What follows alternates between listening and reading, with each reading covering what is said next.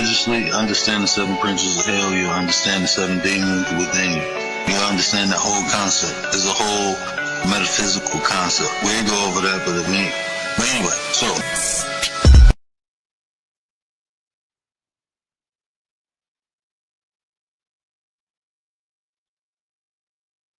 Oh, my bad.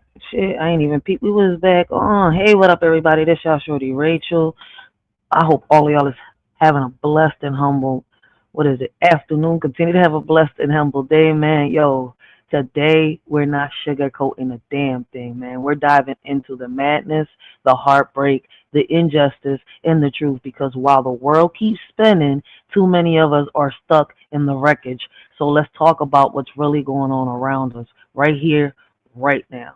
All right, like yo, we have forgotten so many things. Like a lot of people have lost their morals and respect. All right, we're not okay, but we will be. All right, we're not okay, but we will not be silent. All right, family, let's talk. All right, we are living in a time where the headlines read, right, like cries for help, and still the system shrugs. A pregnant mother and her babies burned alive in Strawberry Mansion over a property dispute.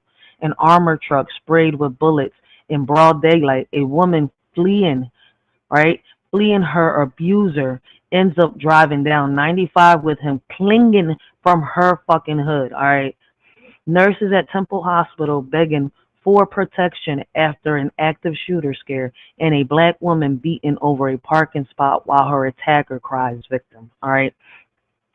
This ain't just news, all right? This is a mirror reflecting how violence, racism, and neglect are stitched into the fabric of our everyday lives. From Philly to Detroit, from El Salvador to Venezuela, we see how systems fail, how communities are left to fend for themselves, and how truth gets twisted until the victims look like villains, all right? But here's what we don't expect, all right? Here's what they don't expect. They don't expect us to speak. They don't expect us to organize. They don't expect us to love each other loud enough to drown out the lies. So today I'm not just reacting, all right? I'm reclaiming space for the mother who was stabbed at McDonald's while trying to feed her kids, for the teens sleeping on porches in Detroit because their pain was too complex for the system to handle, for the immigrants whose futures were paused by politics, for Chinatown whose healing project was gutted by a bill that values concrete over community. We're not okay, but we are not powerless. All right? We are, how can I say?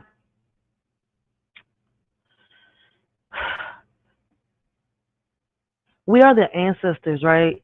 Wildest warnings. Let me repeat that again. We are the ancestors' wildest warnings. All right? We are the ones who will not let the silence be the final word. We are the stitch that holds this broken cloth together. So if you're watching this, I need you to do more than listen. I need you to feel. I need you to question. I need you to act, right? Because awareness without action is just performance. And we ain't performing, all right? We're transforming. Blessings. We got SBK in the building, man. Big shout out to SBK. Guys, make sure y'all go check out SBK. All right. Great conversations, great topics. All right. There are so many things that, we could be talking about right now, man. I had 2 lives planned, but so far the current news got the most votes. I mean, there wasn't so many votes, right? Because, I did this 2 hours ago. But I want y'all guys, right, before I do get started this live, I want y'all to, pay attention and listen real quick to what I got to say, all right? I'm going to start leaving posts on the community walls, all right, to see, for y'all to vote in, to see what type of, what type of content y'all want a shorty to bring out and do commentary on, review, react, all right?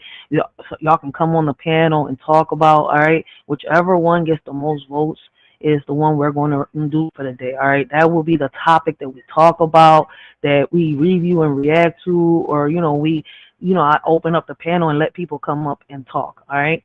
We're going to start doing it like that from now on, all right? I do got a second channel. All right, make sure y'all go sub up to the Writers for Life Brings It All 2.0. so that I could start going live, whether it's with my shorty or with me. We're gonna start like, like for example, for my birthday, I'm gonna go live over there. If we go to events over there, any type of, like challenges with my shorty doing TikToks, dances and stuff like that, we're gonna go there. Like, little things that, we do family wise. So that channel's going to be a little more family oriented.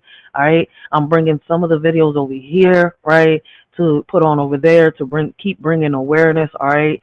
Some of the videos that I feel as though people do need to pay attention to, right, we need to come out and have more conversations about. All right. So I'm going to put them over there so that people could, actually get a chance to see them and, let's have a discussion, all right, about the topics that, but like I said, the channel's going to be a little more family oriented. I will be coming on live, right? Listen, a shorty can't dance, but my baby want to be doing TikToks and stuff like that. She's going to do it with her mama. I'm not going to let her do that by herself until she's of age, able to do things on her own. But in the meantime, in between time, she want to do some content. Well, guess what? She going to do it with mama. So, it's something new that a shorty is trying. And we also got the premieres channel and much more. But, let's get back onto this, man. So many things going on around us that a lot of us really don't talk about. All right. So we're going to jump into the Strawberry Mansion fire, right? A family burned by greed. A pregnant mother and her 2 babies were murdered in a house fire that was intentionally set in Strawberry Mansion, right? The alleged motive, a fight over inheriting the family row house. Charles Sumter and the Fido Newell, right, one of whom is the victim's own sister, are charged with murder. This wasn't just arson. This was betrayal, generational trauma, a family torn apart by greed, and it happened in one of Philly's most neglected neighborhoods, right, where the justice for Ashley Thompson and her babies. Where's the justice? All right, like, it's so much going on. Like, we got family, right, turning on family. Like, for me, like I tell people, right, we open these panels, we do these lives, right, so that, how can I say it? I want to, listen, I want to say the right words, all right, so we can make improvement, all right? We can make a change, we can make a difference, but that's going to take some time. And it's going to take time, right? Because we need first to fix what's going on within our own homes, within our communities, in order to sit here and try to help any other family, any other person, right? Because while you're trying to help them and you haven't fixed what's at home, you can't help nobody, all right? So we do have these panels for us to improve. A better you, a better us. A better us, a better you. All right? A better us, a better world, a better world, a better us. All right? So when it comes to the deadly house fire in Strawberry Mansion, let me ask y'all, what does it say about our society when a family feud over property inheritance ends in a fatal arson? And how do we protect vulnerable families from internal violence when a systemic neglect leaves them isolated?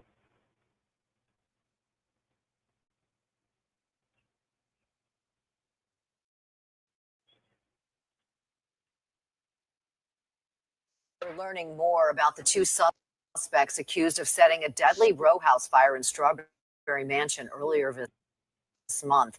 A pregnant woman and her 2 young children died. Police sources now sharing the alleged motive behind the arson with our Steve Keeley. What's going on? It's neighbors, but at the end of the day, they family. That's what we do. We treat each other like family on the block. Neighbors learned today it may have been a family squabble over this house that may have been the motive for the arson turned multiple murder. They also learned the identities of the 2 accused of starting the fire. 44-year-old Flake Newell and 67-year-old Charles Sumter. Does it make you feel any better that 2 people were arrested for this?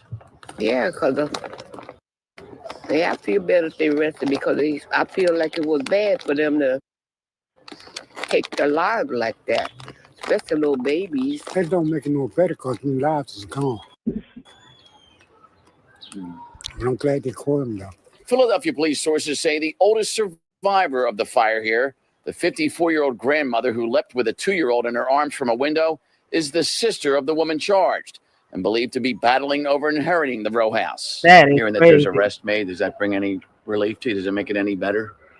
It do, but they don't bring them back. That's a good thing.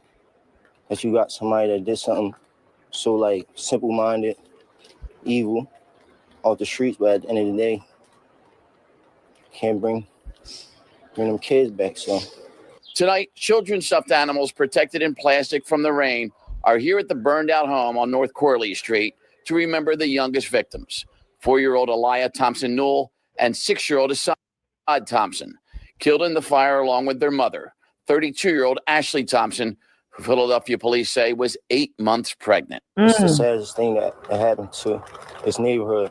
In Strawberry Mansion, Steve Keeley, Fox 29 News.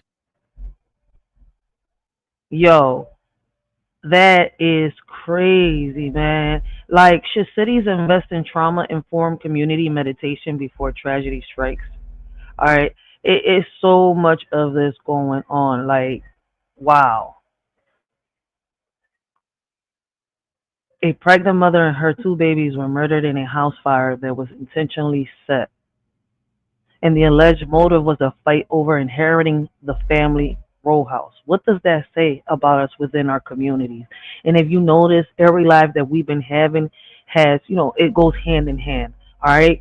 So what I've been trying to do is break it down, and I don't know if you want to call this a saga, all right, on how, breaking down the system, on how we could better improve our cities, our neighborhoods. What can we do, right, to get around these loopholes that they got, right, that are having us stuck in a system, right, that's using our ancestors' pain, right, to keep us, right, with strings attached to our backs. This is crazy, man. I would like to hear what y'all think about this topic, man. Leave your comments down below, and let's get the discussion started. All right, we're going to move on to the next topic, right, called Armor Truck Heist and Ron Hurst. I can never say the damn street name. All right, Philly's new crime wave, right?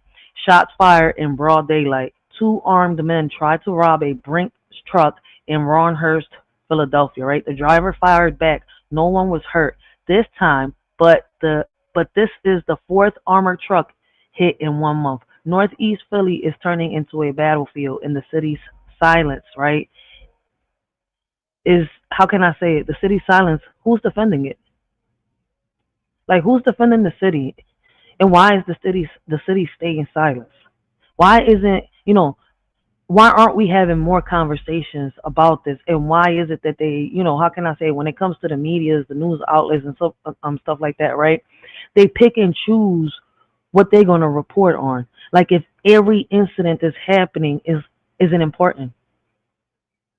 All right. What does it say about our society when a family feud over, my bad, I'm over here tripping. I'm over here asking you the question about the last topic. Shit, I'm tripping. Shit, get it together, Ray. Like, shit. Why are armored trucks becoming, right, frequent targets? And what does this say about economic depression, right, and organized crime? Like, is this considered an economic depression, right, or is this considered an organized crime? What does this say about these 2 situations, right, when people within the communities are doing these type of things? How do we balance public safety with the need to address root causes, right, like poverty and unemployment? Should Philly or cities that are going through what Philly is going through rethink its urban surveillance and response systems? How do we change that? How do we improve that within our cities? There's been yet another crime involving an armored truck. This time, sources say the driver took matters into his own hands during an attempted robbery in the city's Ronhurst section. Chopper 6 was over the scene just before noon at the intersection of Emerson Street and Castor Avenue. Action News reporter Brianna Gallagher is live at Philadelphia Police Headquarters with new details. Brianna.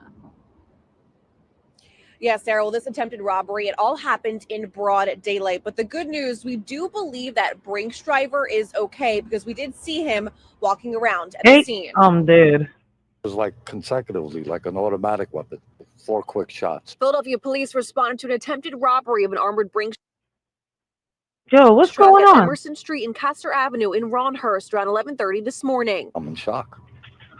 I mean, this doesn't happen in broad daylight like this. Terrible. I hope nobody was hurt. Steve Petra This does happen. You know, I hate when people come on the news. Oh, this. I feel like they got paid to say that this doesn't happen in broad daylight. What you talking about? Year after year after year, a crime like this is committed.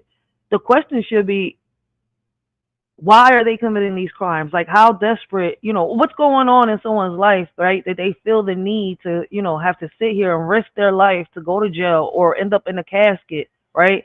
To rob armored brinks or banks and stores and shit like that. Let's be real.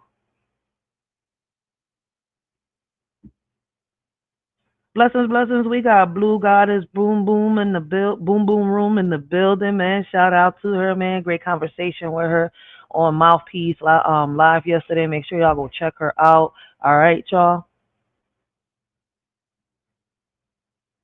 Heard the shots fired. Sources tell Action News it was the Brinks truck driver who fired them. At least two, which appear to be bullet holes, are distinct on the truck.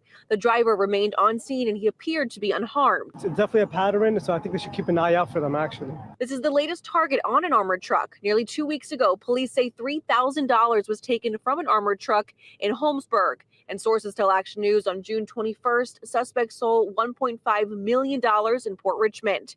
Today's incident is at least the fourth armored truck robbery in our area within the last month. It's pretty concerning because, I mean, if they're willing to do it at this time, they're willing to do it anytime, anywhere, you know what I mean? So I think they should definitely keep an eye out and just try to tighten up on security a little bit. Now, at this time, it appears that driver was alone. It's also unclear exactly how many people got away. We did reach out to Brinks for comment, but they referred us back to police. How many people sat here and try to try to rob that truck? Shit. Just like, once again, the question goes back to it, right? I go right back to that one question that I asked earlier. Should should cities invest in trauma-informed community meditation before tragedy strikes? Because it's like, the city's focus, right? And it's crazy, right? Because now, like Philadelphia, and Philly's not the only one going through this, all right? A lot of other cities are going through it. It's just the media is not focused on talking about it, all right? These strikes that are going back to back, right? Pushing the city back in so many ways, right? And holding back the economy within our cities, right? The cities are focused on that instead of, focusing on what's really going on within the city. Like the crimes going on, and what's crazy is because, we live in the urban community, was considered urban community. Communities of poverty, we don't get paid attention to, but because we also make it that way. Listen, can we make a change and a difference? Listen, if at one point, like the community that I was in, right, was a community, that means that we made it to a point where we can come together, right, and be united and do things within our community. But now it's not like that. We made it like this. And that's what I need people to understand. All right, I could break it down a little more. All right, but how much more can I break it? We want to make a change, right? We want to make a difference. We're going to have to look within us, within each other, right? Each individual, right? Inside of yourselves for the answers that you're seeking for. But I'm not going to say we, all right? People are waiting for a sky daddy to drop from the sky and come and rescue them. That's the issue that we're having. We need to wake up. So we're going to move on to the next topic, all right? Man, when are we going to wake up? That's a real question, yo. Like, shit. So listen, we got a highway horror, right? A Philly woman escapes her ex. How many of y'all have been, I said it right. How many of y'all have been through some type of abuse, right? And, it's crazy. I hear so many people make excuses, give excuses on why they can't walk out of a relationship, away from a relationship. But guess what? This shorty has shown what we've been talking about for the longest, all right? There's many ways to leave a relationship, all right? And what's crazy is we understand why some people don't walk away. But this lady right here, she sat here and said, nah, fuck that. I'm going to take heed to what was being told to me. This is not right, right? Taylor Clark was fleeing an abusive ex when he jumped on the hood of her SUV while she was driving down I-95. That's not a movie scene. That's real life. Yo, she was stalked, manipulated, and nearly killed. And now she's speaking out. Her story is a warning, right? A warning. Love can turn lethal, and too many women are running for their lives.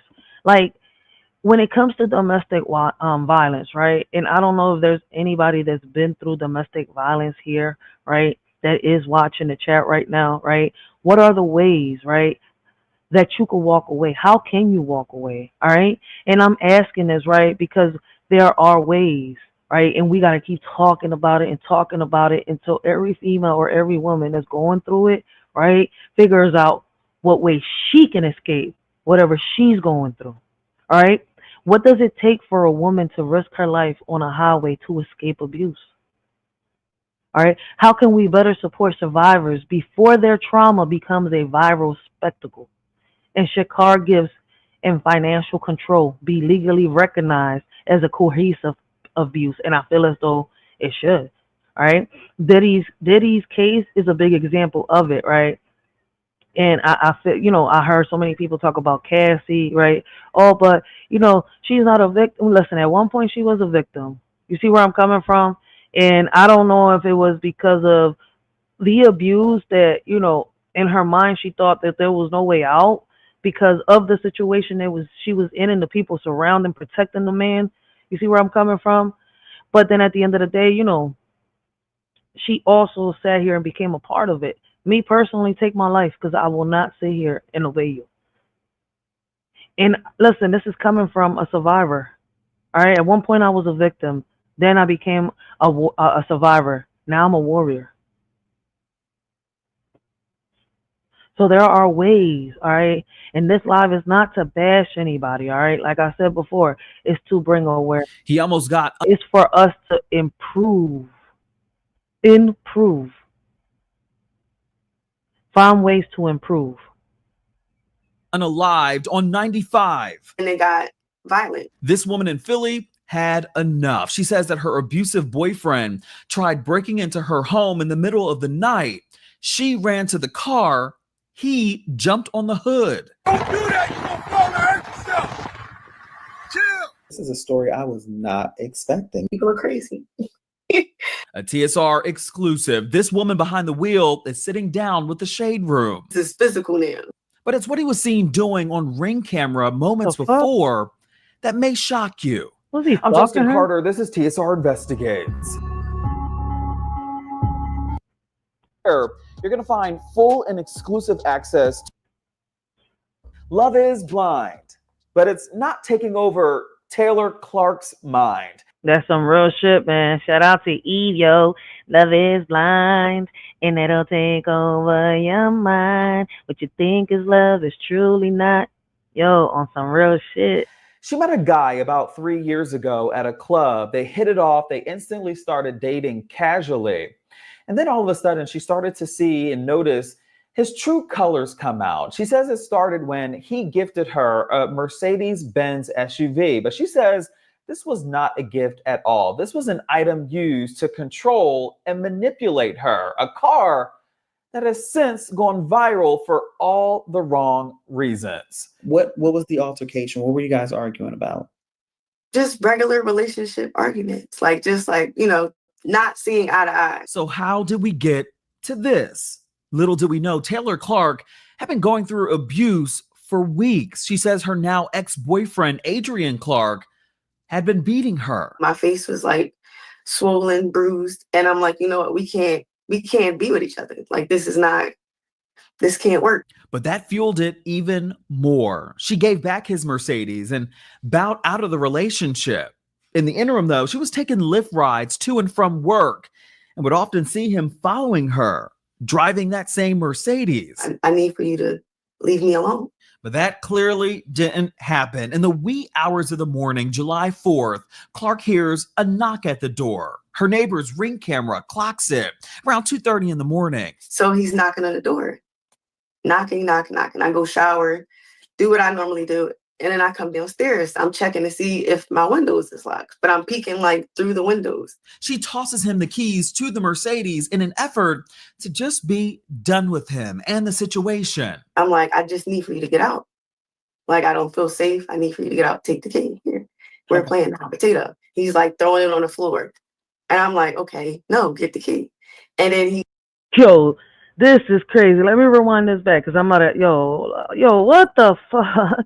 Yo, I gotta give her props, man. I gotta give it to her because on some real shit, she did what she was supposed to do, man. And she's not even looking at herself as a victim, all right? She's speaking on her story to bring awareness. What does it say about our systems, right? What does it say about our systems, right? When a woman has to flee at 5 a.m. with her abuser, clinging to her hood before anyone intervenes, yo. Listen. We have to like advocate for a real-time emergency response tech. All right, we need that. Right? Panic buttons linked to, traffic cams or GPS. Like, we have to push for mandatory trauma-enforced training for law enforcement and first responders. Like, fund community-based safe havens that offer immediate shelter and support. Like, these are the things that I feel as though, right, within our communities, we have to find ways to fund. All right, not a war, not bullshit that, doesn't even matter or is irrelevant to us, our communities, and to improve them. All right, especially our families. All right, like how does society romanticize toxic control, like gifting luxury cars as love while ignoring the manipulation behind it? All right, like for me, the solutions would be to launch media literacy campaigns that decode toxic, right, tropes in music, right, film, and social media. Create relationships, education programs in schools that, right, teach boundaries, consent, and emotional safety. Encourage influencers to share real stories of healing and red flags, not just aesthetics. I hope y'all understand the word that I'm saying. I'm gonna write it down for y'all, all right, because I can never pronounce the damn word, all right, and there's no shorter word to replace that, right? Like, if I try to find another word to replace that word, oh shit, we got Blue Goddess Boom Boom Room in the building, becoming a member. What she just become?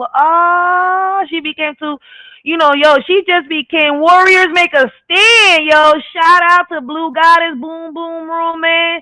She became Warrior, became a stand. This bitch, we be building caskets, yo. That's what she became a member of, yo. Listen, we building caskets in this bitch. I think I need to make one of the memberships that, right? I need to make it, we building caskets instead of, having it together with that. Yo, man, shout out to Blue Goddess Boom Boom for becoming a member. I appreciate you, yo. For real. And guys, y'all can become a member. Those is one of the ways to help a shorty, right? Help her channel, help her organization, help everything that she is trying to do to bring awareness and get us together, right? Listen, when I say bring us together, what I mean by that is not, oh man, come on, let's all come live together and be the Brady Bunch. What I mean by that is come together, man. Like, listen, let's improve our communities. Everybody keeps screaming, it's time for change. But in the same breath, they're saying, fuck you, I don't need what you giving me. Like, man, is you serious? Which one you want? Time for change or fuck me, you don't need to change? Like, come on, let's be real, man. See, the problem that we have in society, right? They taught us how to share everything, but they didn't teach us how to share the pain. That's something that lingers in the shadows. That's some real shit, and that's the issue that we're having within our communities, yo. Where we like, and what people don't realize is, right, that at the end of the day, we are creating these monsters, all right. And I'm not gonna keep saying we, all right. People are creating these monsters, all right. Like these monsters ain't born; they're created, right? On some real shit, and people need to understand that. Let me see. Blue Goddess, Goddess Boom Boom said, those restraining orders fast forward the victim to the upper room on some real shit. Absolutely, this needs to be implicated yesterday. Yup. That's some real shit, yo. Like, it's too much of this going on. And I feel as though, like I said, we need to encourage influencers to share real stories of healing and red flags, not just, aesthetics. Damn, I hate saying that word, but I gotta say it, right? Why do we wait for viral footage to believe women's stories of abuse, right? And why? Why is it that someone has to wait for someone? Like, you have to really show proof. Isn't it bad enough that someone already has to live their story time after time, right? They have to figure a way how to overcome this situation, this story that's in their head, right? The pictures that they're reliving every day, the sounds they want to forget, what they want to erase from their memory. All right. And I feel as though that the solution for that, right, is by building platforms that center survivor voices before crisis hits. Support independent journalism like TSR Investigates that amplifies the underrepresented case, right? And while I'm at it talking about this, man, I want to give a big shout out, right, to Candyman for letting how can I say, victim be able, right, victim turned survivor, be able to speak on their story after their abuser stalked them years later after being charged of a crime. So shout out to people like that. They open up their platforms for people to have voices, and they give them a chance to tell their story. All right. We need to demand policy changes that treat stalking and how can I say,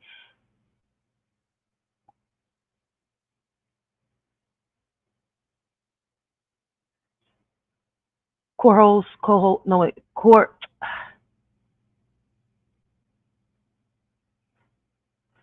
That's the proper word for it.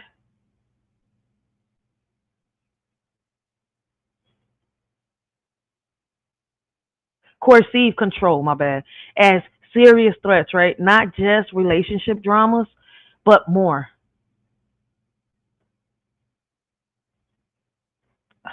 I'm so sorry. He's like throwing it on the floor. And I'm like, okay, no, get the key.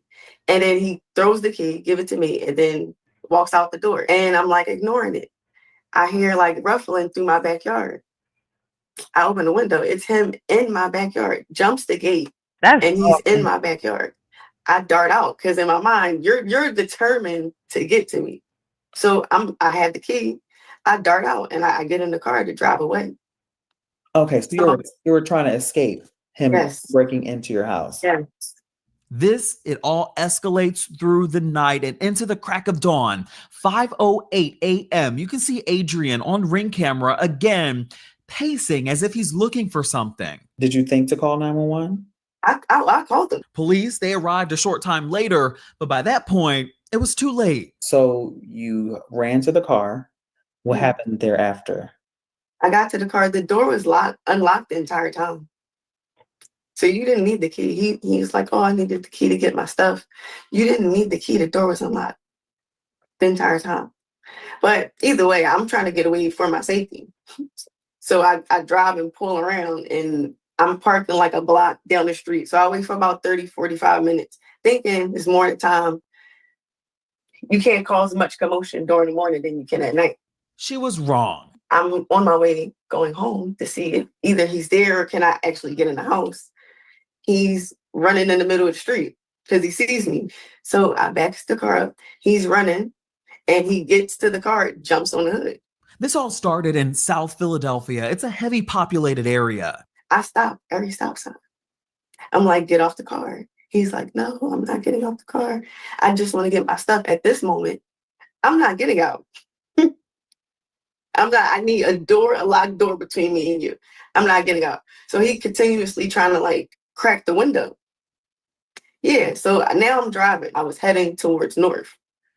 He's like trying to coming my way. Block my vision. So I get to the highway. So I'm like, you have to get off. I'm going to get on the highway. He's like, you're really going to get on the highway? Are you really? Yes. Yes, she did. Just hang on, bro. You got it. It's about 7 o'clock in the morning by this point. The sun was out. The dude is holding on for his life. Dude probably pissed his pants. Like, she was in the highway and she was not stopping. She was like Sonic the Hedgehog. She was like the gingerbread man. Run, run, run. As fast as you. Come on, motherfucker. You caught on the hook. You can't catch me. I'm the gingerbread man. Like, yo, listen. I would have did the same shit. Motherfucker, you want to try me? Go ahead. Yo, listen, us females is entitled to get in our day's load bag. Just try us. Like, we get tired, man. Like, sometimes we put it down in the ashtray and there's no smoke left. What more smoke do you want from me? What else do you want from us? Like, damn, man. Give it to her, man. More women need to do this. This is why we need to talk about this, all right? Because on some real shit, we still don't understand, right? Let me ask y'all this. What cultural narratives, right? What cultural narrative, right? Let me get like Dr. Umar. What cultural narratives, right, keep women like Taylor silent until their lives are literally on the line? I feel as though the solution, right, challenge the ride or die myth that glorifies suffering for love. Let's talk about it. Normalize community accountability. Friends and family calling out red flags early. Elevate healing center storytelling, right? That honors survival, not just spectacle. All these influencers that we seeing on social media trying to bring awareness to this shit, all they're doing in the reality, they're the source in the middle, right? That keeps igniting the freaking flames. They say don't bring the drama. Keep everything in the light, but in reality, look at their lives. And then you got people following. You see where I'm coming from? Influencers. More, I call them trendsetters. I do not follow a celebrity for a relationship advice. I follow me. The morals that I have, the respect I have for myself as a woman. You see where I'm coming from? And yes, I've been through trauma, but because I accepted the help that I needed, right? I learned that my past doesn't determine who the fuck I am today. I am the captain of my own motherfucking shit. So in order for me to sit here, right, and find the answers that I'm seeking for, I had to learn that I had to look deep down inside of me. I had to look in front of a mirror, right, at one point and see that I didn't like the person staring back at me. I didn't like who I was turning into. Passerbys recording the aftermath of the altercation, encouraging him to get off the hood before he hurts himself. Let it be at the seat for your down, bro. Come on, bro. It ain't that deep, bro. He finally drops his phone off the car. So he's like, my phone. I need to go back and get my phone. I go back to get the phone. So he's like, I'm going to get the phone. Can you not pull off? I'm like, okay, I'm not going to pull off. He gets off the car to get the phone. I pull off. So I call his mom and I'm like, I'm going to come and bring you the car because I don't want it. And I don't want him coming back to me to come and get it. So now I'm like, okay, I have to get out. So I give his mom the key and I'm going to walk over to the pavement. In my mind thinking because his mom's there, he's not going to do anything.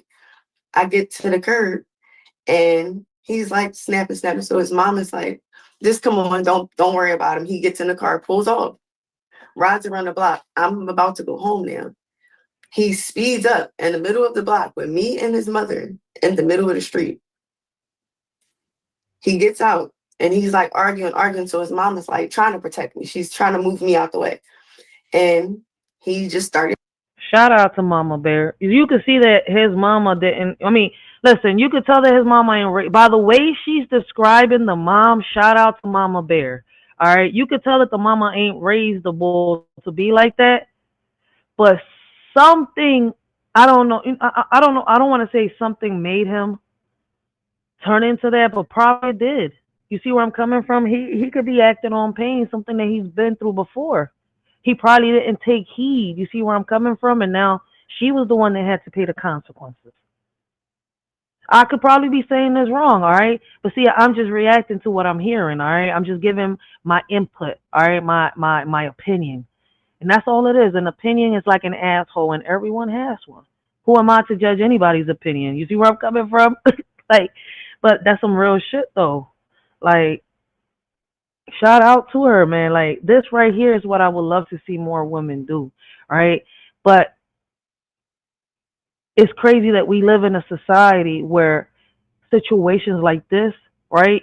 And we still live in the era, right? Because even though, right, we have evolved and shit like that, right? We're still stuck in the phase on where situations like this, domestic violence, right, abuse, sexual assault, and all that, right, is kept quiet, and it shouldn't be. We was taught to share everything except for the pain. That stood and it lingered in the shadows. It's swinging for the second time. And then I fall on the ground. So his mom gets on the ground to protect me. He's continuously swinging while me and his mom is on the ground. How did you get out of this That's situation? crazy. Angel, a lady was like recording the entire thing. She recorded the entire thing. And she, after he was finished and he left, she said, come in my house. Come get in. He's not gonna stop. Come in. What's your message out there to other women who He's not gonna stop. That's wild, man. I'm glad she did what she did. She listened. Most women wouldn't listen. They would protect their attackers. So I am so glad that she listened. He's not gonna stop. Come in. What's your message out there to other women who might be going through this? Say something. Always say something. Now, the Shade Room did attempt to reach out to Adrian Clark, but we didn't have any luck. In the meantime, Taylor Clark says right now her focus is filing an order of protection against him, and she hopes her story encourages others to take a stance against domestic violence and just to simply walk away if you can. Now, there is a 24/7, 365 hotline if you know or you are suffering from domestic violence. That number is 1-800-799-7233. Yo, this is crazy. Big shout out to this woman for standing up. We got Miss April Showers in the building, yo. Make sure y'all go check out Miss April Showers. Great conversations, great topics, right? She's another person on here that stands up and speaks up for the children, right? And she also speaks up on the hot, controversial topics that be going on here on YouTube. Go over to Miss April Showers, man. Make sure y'all go show her some support, and some more support. All right, go show her some love, guys, man. Like on some real shit. She be on point with a lot of the stuff that she bringing. All right. But let's get back on topic, right? How do we protect women without criminalizing their survival instincts, like fleeing in a car with someone on the hood, right? And I feel as though, once again, right, giving y'all a solution, right? We need to advocate for legal protections that recognize self-defense in domestic violence context, all right? Train law enforcement to assess context, not just charge based on surface actions. Fund retroactive justice programs that prioritize survival, safety, and healing. All right. And before we move to the next topic, all right, I just want to leave a little message, all right, a little message. Let's bring some awareness to this, all right, because she didn't flee for drama. She fled to survive. All right. I want y'all to understand. She didn't wake up that morning to go viral. She woke up to escape. Taylor Clark's story isn't just a Phillies headline, all right? It's a mirror. A woman trapped in a cycle of control, manipulation, and fear, forced to flee down I-95 with her ex clinging to the hood of her car. Not for attention, for her life, guys, all right? And yet we scroll past her trauma like it's entertainment. And I've seen so many people sit here and, but they don't even see that in reality this woman was acting out of survival and people turning it into a joke. Yeah, it was funny as shit that the monster that was sitting here abusing her was in the hood of her car, how can I say, clinging for his life. But where, right? Where were the systems built?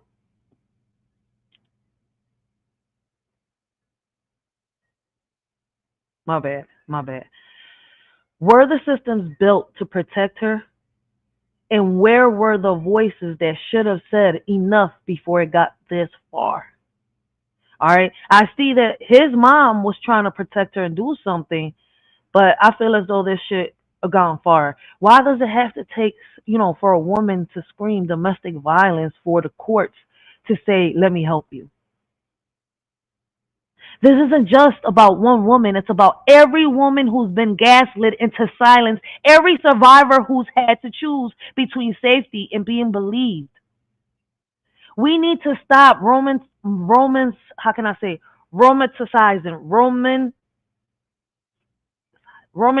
right? Control. Stop calling abuse complicated, all right? Stop waiting for blood bruises or viral footage to validate someone's pain. And that's what social media does. Taylor's escape was not dramatic. It was divine intervention, all right? What y'all need to realize that we are divine spirits, all right? Living human experiences in the vessels that we're in, all right? Let this be a wake-up call. Demand trauma-informed response teams, fund survival-led safe spaces, all right? Teach our daughters that love should never come with fear. And to every Taylor out there, you're not crazy. You're not alone. You're not to blame. We see you, we believe you, and we're not letting the world ignore you, all right? It's too much of that going on. People want to sit here, right? And what's crazy that motherfuckers don't sit here and take something like this serious until the devil comes knocking at their door. But until then, someone like Taylor is nothing more than just a meme, a joke. You see where I'm coming from? They taking it as, oh man, this is entertainment. No, she didn't wake up that morning trying to become viral or entertain someone. She was fleeing for her life and someone recorded her. That's the crazy part. But nobody knew what was really going on until she spoke up. And until then, like every other case like hers, right? I believe her. I don't believe her. It's like when you was younger and you picked up that rose petal and you was plucking the petals. He loves me. He loves me not. He loves me. He loves me not. Is y'all serious?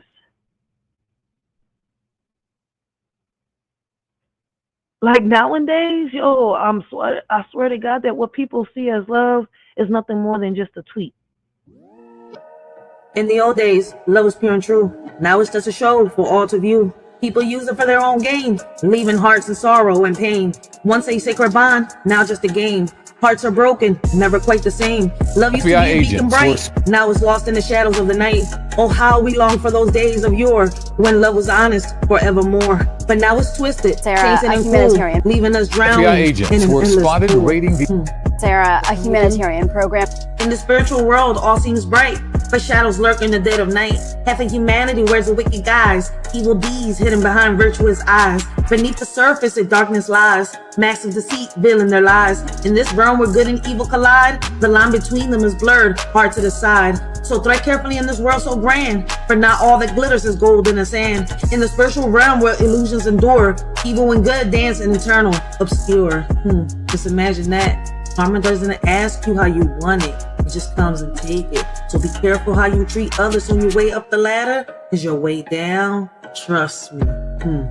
In a world of empty stares, fake love fills the air. Sincerity's distant glare, leaving hearts in deep despair. Truth is lost in a web of lies, hiding behind deceitful eyes. Love that fades and slowly dies, leaving us with heavy sighs. Aching souls in a loveless land, yearning for a genuine hand, but fake love rules with cruel demand, leaving us to understand. In this age of like and retweets, we've forgotten what real love truly means. It's not just about show and tell, but a feeling that makes our hearts swell. It's hard to know who's true and who's fake in a world where appearances are hard to shake. But real love is deeper than a profile pic. It's in the way that someone makes your soul click. So let's not get lost in the digital haze. Let's remember what real love truly conveys. It's not about followers or online fame, but a connection that sets our hearts aflame. In this world of make-believe, they all wear a smile. But behind the scenes, it's just a clever guys, puppets in their show, dancing in their stage. We're all just pieces of their charade. Beneath their mask of joy lies the tangled web, where secrets and deceits are carefully bred. Their lovey-dovey act is just for display. We're all caught up in their twisted play. So let's break free from this illusion so grand and see through the facade with hearts unplanned. No longer pawns in their game of karma, just catch.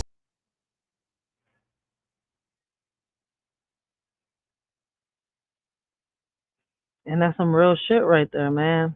Like, it's so much going on, man. Let's move on. I mean, listen, before we move on to the next topic, man, leave y'all comments down below, man. Let's get the discussion started. Let us shorty know what y'all think and how y'all feel, yo. But let's talk about, right, humanitarian program pause, right? Impact on immigrants and employers. What happens when humanitarian parole becomes a political bargain chip? All right, guys.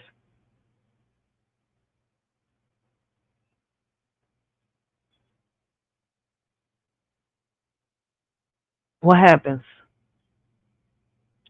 So what's crazy is, right, before we go right into the video, the CHNV parole program, which let immigrants from Cuba, Haiti, Nicaragua, and Venezuela work legally, was paused. Now families fear deportation, businesses are scrambling, and the message is clear. Immigrants are disposable, even when they're holding up our economy. That's what they said. Sarah, a humanitarian program newly paused is hitting families and some local businesses hard. It once allowed immigrants from Cuba to Haiti to work here legally, and now there's fears of deportation. In Lawndale, a Haitian business is doing twice the work now with fewer employees. How many of your employees have been impacted by this? I would say at least 3. Yes. Okay. We're behind a lot of stuff because the people that used to come and do the things that we need, like especially, like they're afraid to come. Double the workload at Frida La K restaurant, but Willardy Laguerre says they're managing for now. And it's not just employees, but also customers. A lot of our customers have already moved. And a lot of them we don't see anymore. If they do call, we can't come out. Or they might try to do online orders, but a lot of them don't know how to do that. In May, the Supreme Court allowed the Trump administration to pause the program known as CHNV. It allowed people from Cuba, Haiti, Nicaragua, and Venezuela to enter for humanitarian reasons and remain here legally for 2 years. Now, those who were granted temporary parole have lost their work permits, legal status, and could be deported. Fears very real because people get into hiding. People don't participate in their own food, their cultural food. They stop purchasing. They may just survival mode. Esther Castillo owns Acceso Care. She says she can no longer place a third of her students who were just certified as nursing aides. Honestly, I don't know exactly what to do. In June, end of June, I had to send out an email to tell them that we're not sure if we can actually hire them. And then what does this mean for your business? We're losing money after that. We're operating at a loss right now. So Castillo says she's still helping her other students who are in the middle of their program to get licensed, but she's also exploring her legal options to see what she can do as an employer. But a lot of moving parts here, and employers are now scrambling to try to plug the holes and figure out what's next. Yeah, guys? something a lot of employers across the country are dealing with as well. Damn, man. Like, hey, I feel bad, but what's crazy is, right, like I told y'all, we seeking for solutions, right? So let me ask y'all 2 questions about this topic before we move on to the next one, all right? Because these 2 questions are the most asked, and I would love to get y'all input on it, all right? So leave y'all comments down below, and let's get the discussion started, all right? How do we protect immigrant workers and small businesses from policy whiplash? And should employment authorization be, decoupled, right, from volatile immigration programs? So leave y'all comments down below and let us shorty know what y'all think, all right? Whew. Now we're about to hit the next topic, right? Detroit teens sleeping on porch and a mother in handcuffs. 2 teens were sleeping outside their home in Detroit while their parents lived inside. Viral videos show the mother being taken away in handcuffs, but police say the kids were manipulating the system to get emancipated. Whether it's abuse or rebellion, one thing is clear: the family is broken and the internet is watching. The Edge at 11 starts now. Well, tonight on The Edge, you may remember the two Detroit teens who were spotted sleeping on a porch in polar-like temperatures. This story lit up social media and our Fox 2 Detroit website. And they're back in a new video that is sparking concern, but there's more to it than meets the eye. Fox News' Jessica Dupnack looked into this. She's joining us live. And Jess, you've been following this story since the start. What is going on now?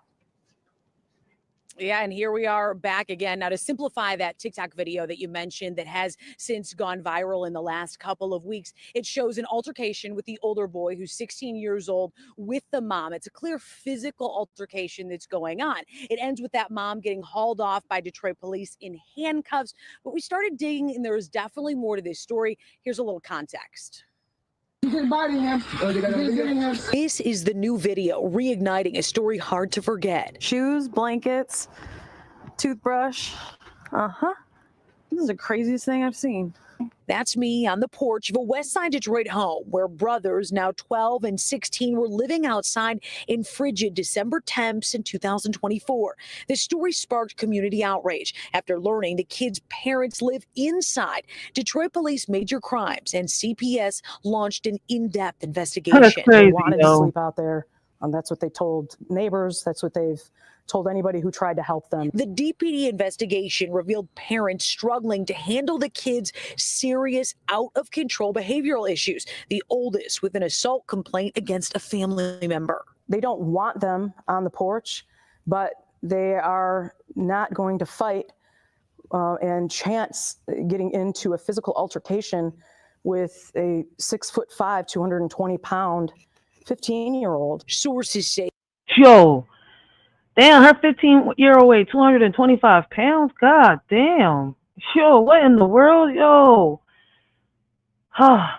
Who gets to define abuse, right? Because we heard, they say that the kids were using the system to manipulate, right, the parents so that they can get emancipated, right? But then they're saying that the parents were the ones who were abusing the children. So who gets to define abuse? The child, the parent, or the system? Right? And I feel as though that the solution angle for this, right? We need to explore how legal definitions of abuse often clashed with lived experiences, highlight the need for trauma-informed assessments, right, in youth advocacy and family court. All right? Is emancipation a form of liberation or a cry for help that society keeps misreading, right? And what's crazy is I'm someone who was emancipated at the age of 15 going on 16. All right. And I feel as though we need to investigate how teens use legal emancipation to escape toxic environments and propose reforms that include mental health, evaluation, and community support before granting independence. All right. Yes, I was running from, a toxic situation in my home. Right. And what's crazy, I didn't use the system. I didn't even think about using the system. It's just that I was, DHS was in and out. I felt as though, I was already working, right? I shouldn't be in my mom's house. Why can't I get my own apartment? You see where I'm coming from? I'm already doing this, doing that. So I had to prove myself to a judge, and a whole bunch of social workers was in my life for a whole year. So for me, it was more for me, emancipation was more of a survival, all right? So I should have put that in there. Is emancipation a form of liberation? But I think is in there, right, when you say liberation. But I could be wrong, right? I could have probably better formed this question. Or is emancipation a cry for help that society keeps reading? Let a shorty know what y'all think.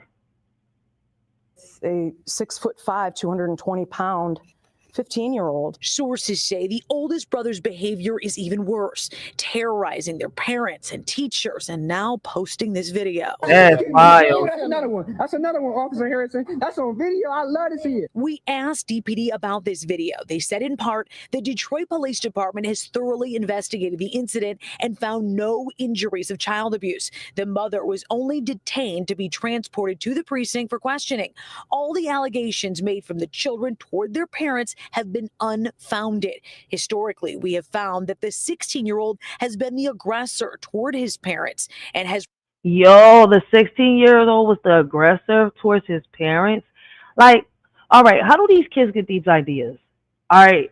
How do, like, is people telling them like, yo, if you get emancipated, you could do this? And reason why I'm asking, right? Because this was done to me a while back.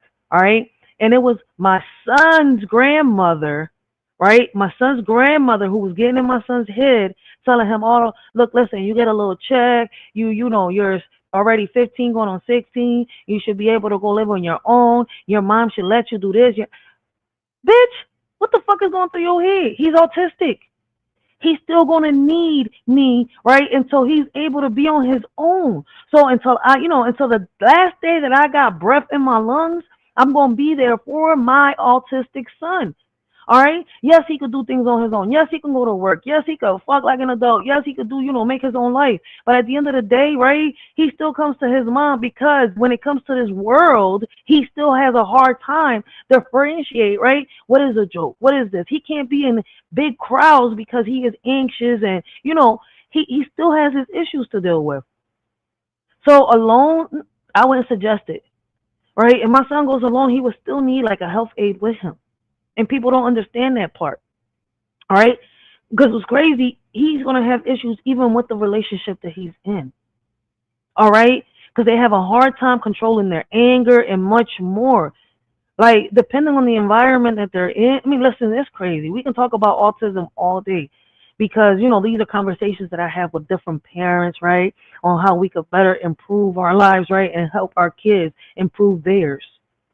But this shit is wild. Like,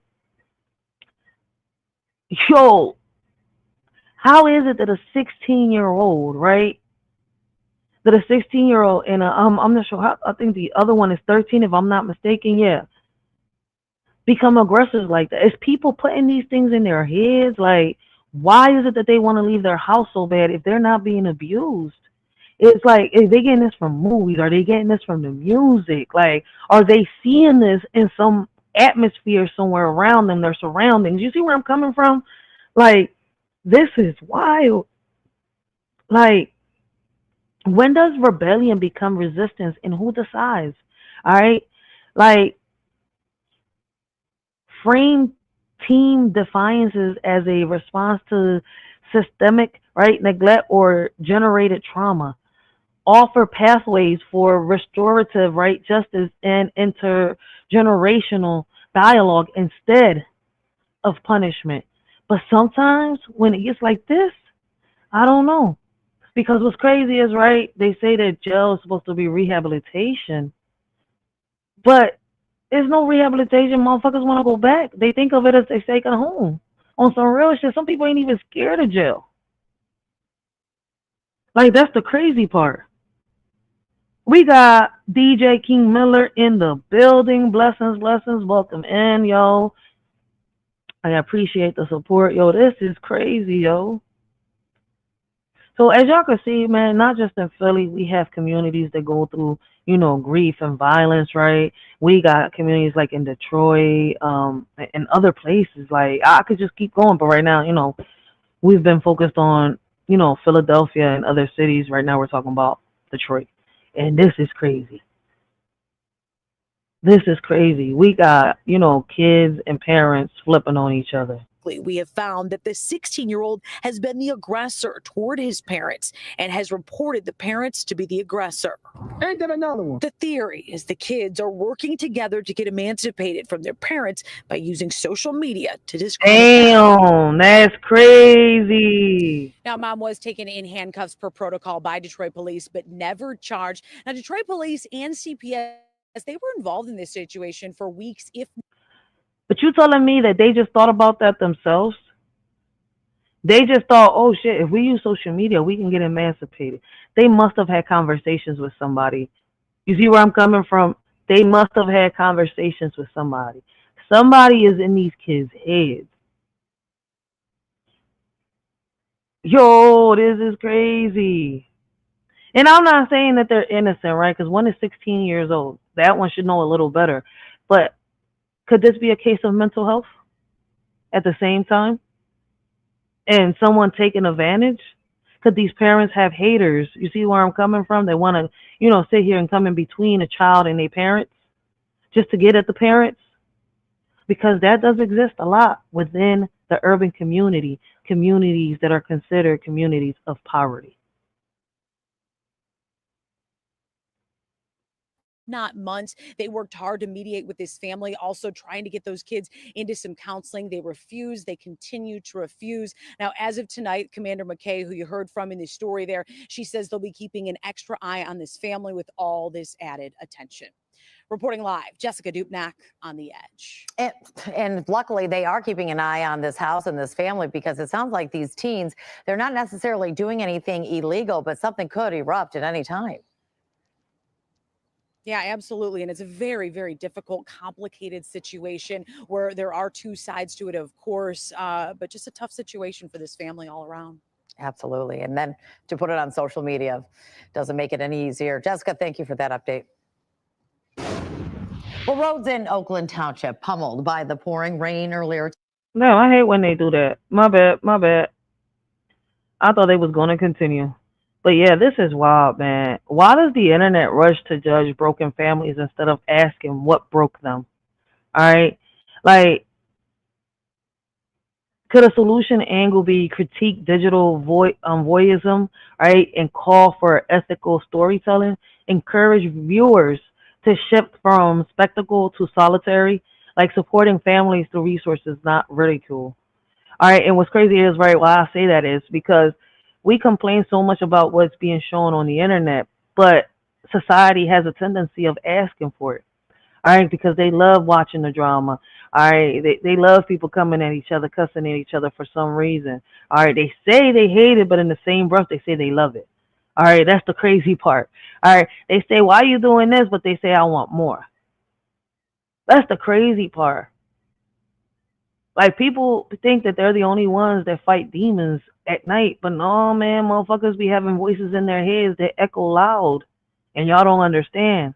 Like, are viral moments exposing injustice or exploiting the pain of clicks? Could we examine the ethics of virality, right? Suggest community guidelines for sharing sensitive content and advocate for platforms to prioritize dignity over drama? What happens when the system designed to protect becomes the weapon, which I feel like is what's happening. But it's the people within the system doing it. How can we unpack how a child protective services and law enforcement can unintentionally escalate family crises, right? Can we recommend trauma-informed training and community-based alternatives?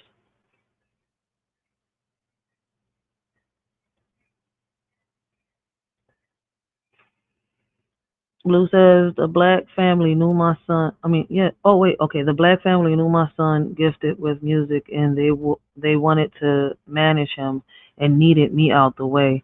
And that's how it be, yo. They be dividing it. And what's crazy is we have to fight back. And some people be like, oh, fight what back? Motherfucker, fight back. Because you sitting around, right, and they got you turning your fingers trying to figure out which is the next motherfucking stool you gonna fucking sit in. So that's some real shit, yo.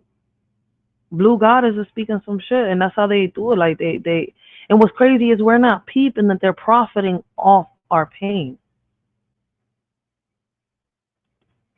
Advocates for the project say the Chinatown stitch could. They're using our ancestors' pain to gain capitalism. And what's crazy is, right, I know that I talk a lot about this, right, and this is, I know my channel pretty soon is going to become shadow banned, right, because I talk a lot about this, and I bring a lot of I bring to y'all a lot of mind-provoking questions, right, that bring solutions to the table that will help us better improve our societies, our communities, and they don't want that because they consider us coming together a revolution, us being rebellion. That's what's crazy.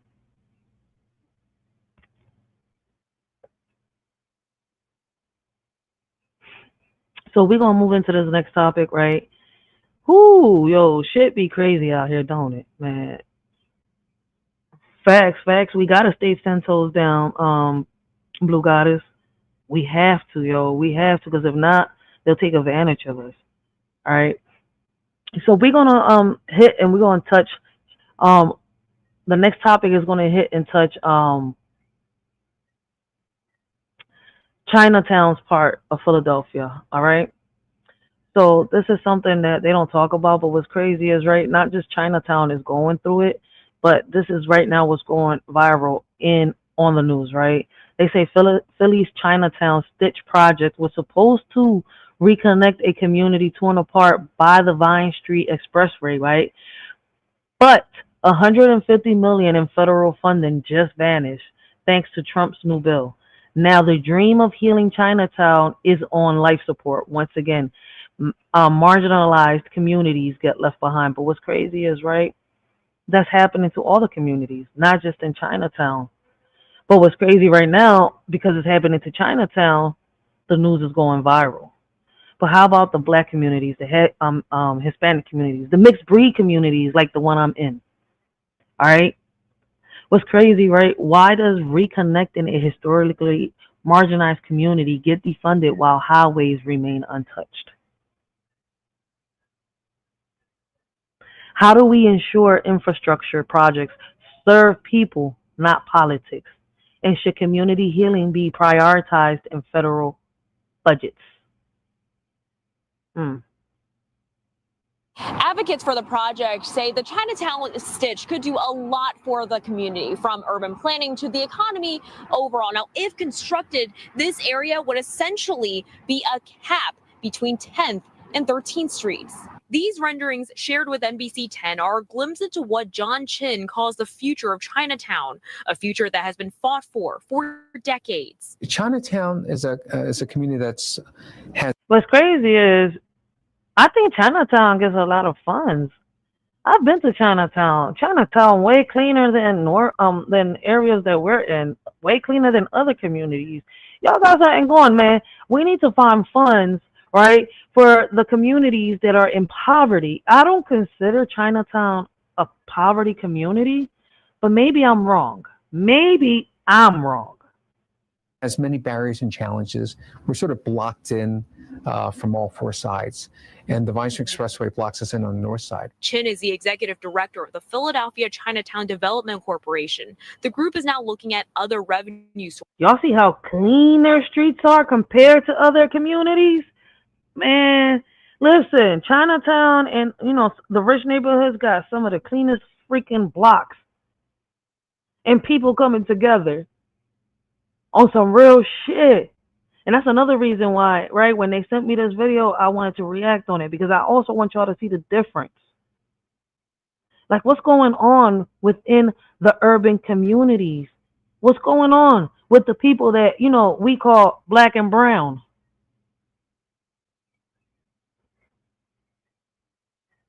Sources for the Chinatown Stitch project. We're going to narrow the roadway so pedestrians have a safer road to cross north and south through Chinatown and Chinatown North.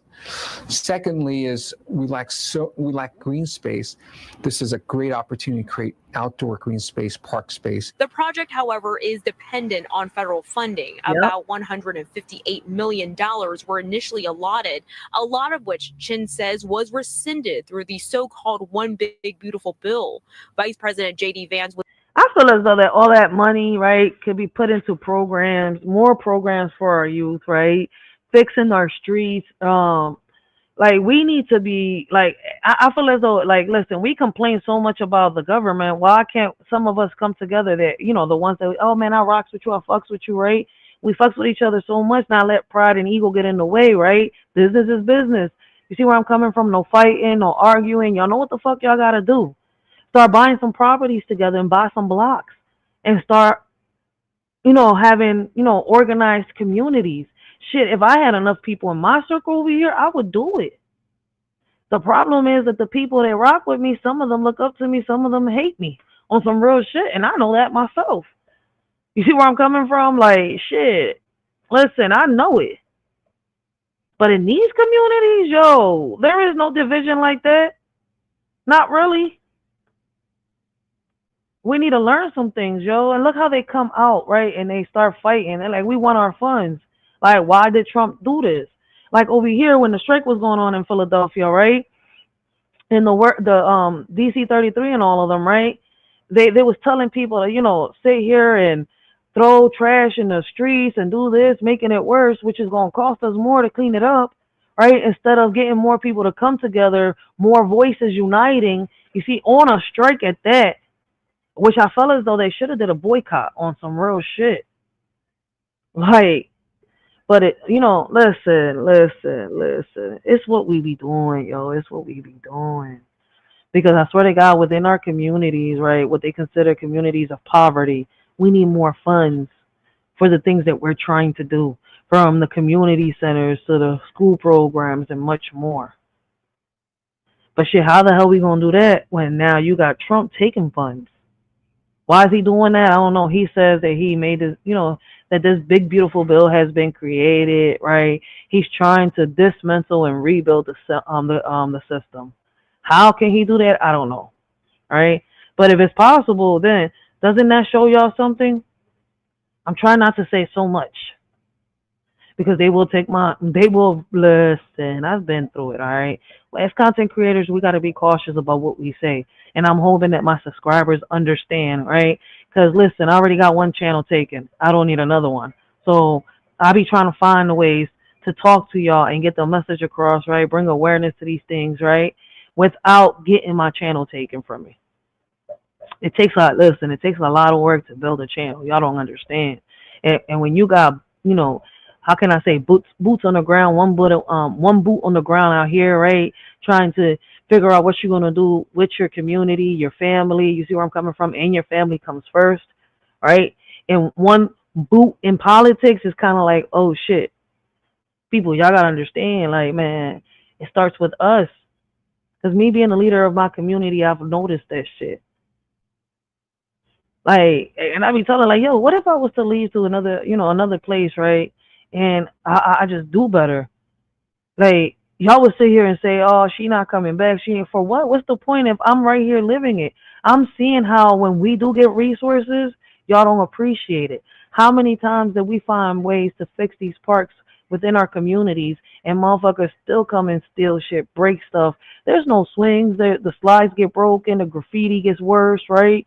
Like, that should be out of pocket. The trash, the littering, like people arguing over parking spots and shit like that. Like, come on, man. We should be making Philly, like, Philadelphia more beautiful, right? But instead, we're making it look worse. We're polluting our streets, and Philly isn't the only one. I'm not just speaking for Philly. I'm speaking for other communities, for other cities and other states. Because guess what? I don't just have these conversations by myself.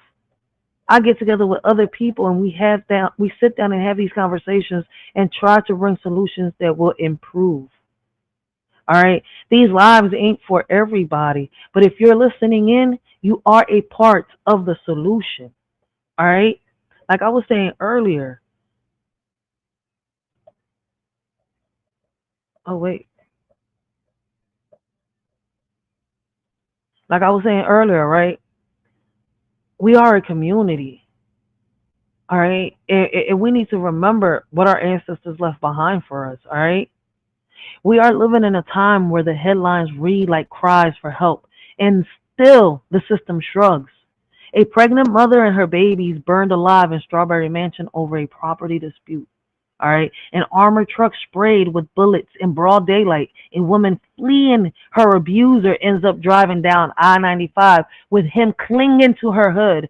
Nurses at Temple Hospital begging for protection after an active shooter scare, and a black woman beaten over a parking spot while her attacker cries victim. All right. This isn't just news. This is a mirror. A mirror reflecting how violence, racism, and neglect are stitched into the fabric of our everyday lives. From Philly to Detroit, from El Salvador to Venezuela, we see how systems fail, how communities are left to tend for themselves, and how truth gets twisted until the victims look like the villains. On some real shit. But here's what they don't expect. They don't expect us to speak. They don't expect us to organize. They don't expect us to love each other loud enough to drown out the lies. So today I'm just reacting. I'm reclaiming. reclaiming space for the mother who was stabbed at McDonald's while trying to feed her kids, for the teens sleeping on porches in Detroit because their pain was too complex for the system to handle, for the immigrants whose futures were paused by politics, for Chinatown whose healing project was gutted by a bill that values concrete over community. We're not okay, but we're not powerless either. We are the ancestors' wildest warnings. We are the ones who will not let silence be the final word. We are the stitch that holds this broken cloth together. So if you're watching this, I need you to do more than just listen. I need you to feel. I need you to question. I need you to act, because awareness without action is just performance. And we are not performing. We are transforming. All right? Was in Pennsylvania Wednesday as part of the Trump administration's efforts to promote the sweeping budget and policy package. Now, thanks to President Trump's leadership, if you work overtime, the federal government is not going to take a dime of that overtime. You earn that money, you ought to keep it in your pocket. In Chinatown, visitors say they believe accessibility is hindered by the highway. It's just hard to walk over. It's dangerous. I would love to see like Chinatown or wherever community kind of stretch all the way like it's supposed to. It's a vision shared by community advocates. I think every opportunity that Chinatown has to build out, to rebuild, or to improve the attractiveness and the livability of Chinatown, we're always going after that. A spokesperson for PennDOT says it, as well as the city of Philadelphia, is still waiting for guidance from the Federal Highway Administration on the recent legislation. However, we are told they are working with the city on the design. However, we're told in a statement, in part, quote, "We do not expect the project development phase to move into final design until a clear funding plan for construction is established." So still a bit of uncertainty out here tonight. Reporting in Chinatown, Lily Zhang, NBC 10 News. That's wild, man. So listen, let us surely know what y'all thinking, how y'all feel about this, right? Leave your comments down below. Let's get the discussion started. And welcome back here to Live Now from Fox. So hold on 1 second, guys. Give me 1 second. Give me 1 second while I deal with baby daddy. Oh. They don't talk about us, only when there's a crime. Would you believe me if I was to tell you that in this world, with or without money, we're all rich, even the poor? The problem is those that say that I'm reaching out to give a hand and stay they leeching hands is itching, ready to see you missing. Well, thinking what to write, something inside me told me I can freestyle or I can rap. I can go with a rhythm that can make you dance. Tell you what I see on a daily, tell you everything's okay just to avoid dilemma. Or I can simply bring you something positive to the table and warn you of the ongoing problems that we're having. Instead, I have to reach out to my conscience once again as I watch the crime and the violence rise and the kids lose their innocence. Now the concept of forming a home day by day loses its essence. They don't want to hear that. I can't keep my arms crossed in front of the system. If I don't do something, I'm also part of the problem. As guilty as the one that pulls the trigger, like the person in the crowd that hits the record button on their phone to expose a lie instead of the truth for clout. They need 1,000 views. The government doesn't have a solution. The problem started when we took God out the equation. The problem ain't us celebrating. The problem is that we're a nation divided when we should be a nation united and praying. That's how we live today. When problems occur, we come up with a meaning. Laugh a little, move on with no care in the world, as if it ain't even a thing in this world. If it's like this today, I don't want to see the future. Because nowadays, they'll make a meme out of a person that can't even see the day of light no more. What makes you think they care? They can't even break bread at the table. I don't know how you want to be rappers and lyricists can go on with life, living on an illusion with nothing good to write. Talking about killing someone, selling drugs with pride, until the scripts are flipped and it's someone you love dies. Right? This ain't solved by activating the National Guards and going behind bars. This is deep, this is me and you. And they say as time pass by, we'll heal everything. Shit, you know these scars? I seen time flash by and never felt it. Leaving me on standby, ready to kill everything. Alone in the mirror looking at myself, say, girl, you're everything. You don't need for anything, shorty. So unless you walk a mile in my shoes, don't say anything. Just take a minute and listen so you can consume everything. Me and you are not the same, so make sure you look both ways when you cross me, and that's on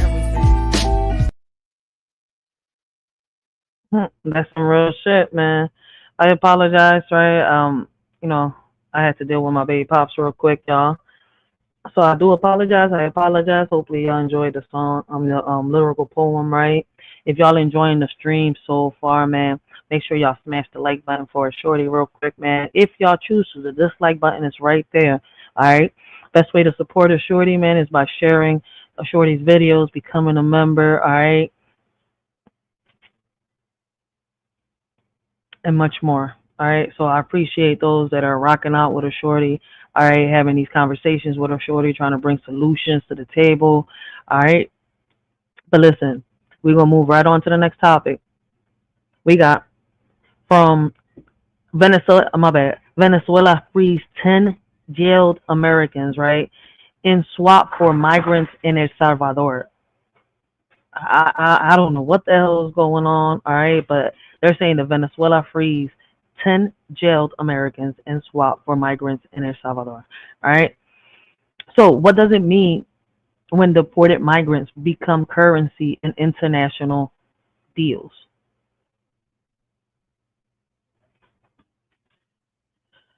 So they say that Venezuela released 10 jail Americans in exchange for over 250 migrants deported to El Salvador, Salvador's notorious prison.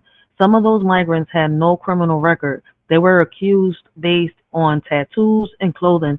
This isn't diplomacy, it's human trafficking dressed up as foreign policy. All right, let's see what this is about.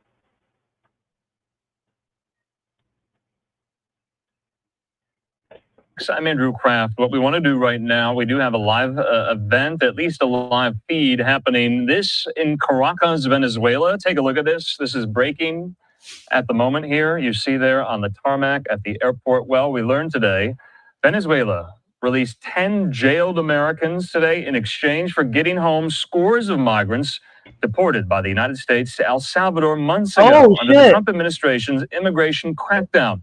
The resolution represents a diplomatic achievement for... So Trump deported them. Oh, that's crazy. Yo, wait a minute. So Venezuela made a deal to release? That is crazy. Hold up. Wait a minute. Trump made a deal? I mean, not Trump. Hold up. Wait a minute. Like... how do we reconcile humanitarian values with geopolitical strategy? My bad. Like, how? What the hell? Venezuelan President Nicolas Maduro helps President Trump in his goal of bringing home Americans jailed abroad and lands El Salvador a swap that it had proposed months ago. Secretary of State Marco Rubio thanking Trump and the Salvadoran President Nayib Bukele for securing the agreement here. So what we're about to watch there from... Didn't these presidents say months ago that they did not want these immigrants that were deported? Didn't they complain about it and say that if they deported them, they was going to unalive them too or some shit? Listen. There was shit going down months ago, and people wasn't even talking about this. So I'm confused as shit. Trump deports them, and the same people that say they didn't want them want Trump's help to make deals. What the fuck is going on? Like, is they playing games in our faces? My understanding on the tarmac in Caracas, we're going to see some of these Venezuelan deportees that were sent from the United States, remember, to that maximum security prison in El Salvador. They're returning now to Caracas after this deal was reached between the parties here. So even Salvadoran leader Nayib Bukele posting this video here. Take a look at this. And you see some of those Venezuelan deportees who are being held and detained in El Salvador. They will now be going back to Venezuela. What the fuck? So in the meantime here, I wanted to show you some of this video. This was posted by the official account of the Salvadoran leader Bukele. El Salvador will send back some 300 Venezuelan migrants after the Trump administration agreed to pay $6 million to house them in that notorious Salvadoran prison. Hold the fuck up. So Even Trump is doing this shit. Wait a minute. So Trump is funding this shit while he's defunding a lot of programs that our kids need within our neighborhoods. And y'all still want to stay shut? We should be, talking shit to our mayors and governors and making them, go talk to Trump. Higher up. Who's higher up than Trump and all of them? The arrangement drew immediate blowback, remember, when Trump invoked that 18th century wartime law, the Alien Enemies Act, to quickly remove men his administration had accused of belonging to the violent street gang TDA, Tren de Aragua. The Venezuelans have been held in a mega prison known as the Terrorism Confinement Center, or CCOT. It was built to hold alleged gang members in Bukele's war on the country's gangs, though human rights groups have documented hundreds of deaths and cases of torture inside its walls. Back out live there on the tarmac in Caracas. We also have posted a photo there of the 10 detained Americans now coming home. This is from the account of the special presidential envoy for hostage affairs. Remember his name, Adam Bowler, with the photo saying 10 Americans are on their way home from detention in Venezuela, saying thanks to POTUS, Secretary Rubio, the U.S. Embassy in Venezuela, Adam Bowler, and many others for your support bringing Americans home. If we have the full photo, we can take it there full. But you see they're on the plane. They're holding the American flag. Oh, so that's why Trump's in it. Because they were releasing Americans. What the hell? So, wait. So Venezuela was holding hostages from another place. The other place was holding hostages from Venezuela. And what? Both places were also holding hostages from America? So Trump had to get in this? I mean, am I reading this correct? Or am I reading this wrong? Let's go back a little bit. Now coming home. This is from the account of the special belonging to the violent street gang TDA, Tren de Aragua. The Venezuelans have been held in a mega prison known as the Terrorism Confinement Center, or CCOT. It was built to hold alleged gang members in Bukele's war on the country's gangs, though human rights groups have documented hundreds of deaths and cases of torture inside its walls. Back out live there on the tarmac in Caracas. We also have posted a photo there of the 10 detained Americans now coming home. This is from the account of the special presidential envoy for hostages. In Nicaragua, they were holding 10 American hostages. Yo, people saying the war is coming. Motherfuckers, we in the middle of war. What? We in it. Hostage affairs, remember his name, Adam Bowler, with the photo saying 10 Americans are on their way home from detention in Venezuela, saying thanks to POTUS, Secretary Rubio, the U.S. Embassy in Venezuela, Adam Bowler, and many others for your support bringing Americans home. If we have the full photo, we can take it there full. But you see they're on the plane. They're holding the American flag. So Venezuelan authorities detained nearly a dozen U.S. citizens, remember, in the second half of last year. They linked them to alleged plots to destabilize. So they had 1,000 U.S. citizens, but they only released 10, while they released hundreds to each other's countries. So why didn't a few hundred get released to America? What's going on? The country. They were among the dozens of people, including activists, opposition members, and union leaders that Venezuela's government took into custody in its brutal campaign to crack down on dissent in the 11 months since Maduro claimed to have won re-election. You remember a year ago, this month, last July, the Venezuelan election took place. The United States does not recognize Maduro as the rightful president, leader, winner of that election. We recognize the opposition candidate due to widespread irregularities marred by fraud that election.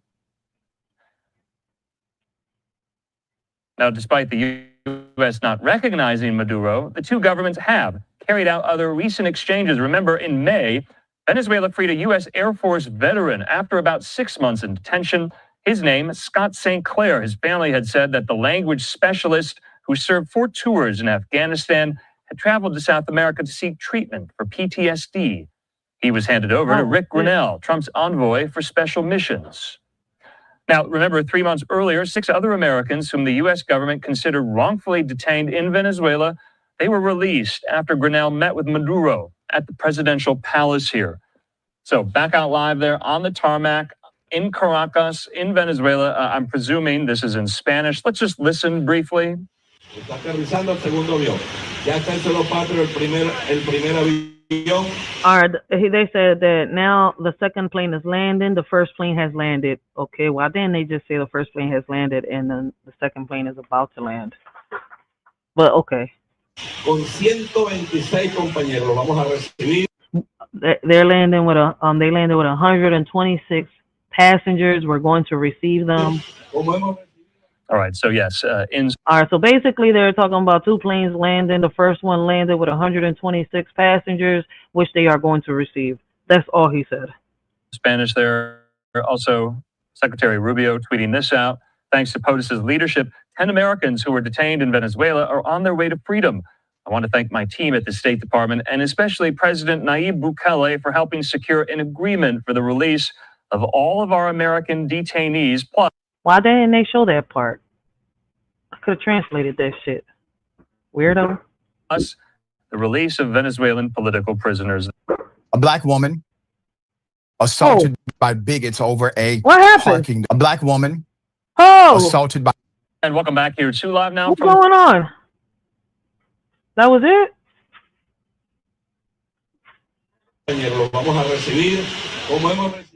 All right, so yeah. Yeah, but then that shit just cut off and put me right on to the next clip. Like, you can't do that shit.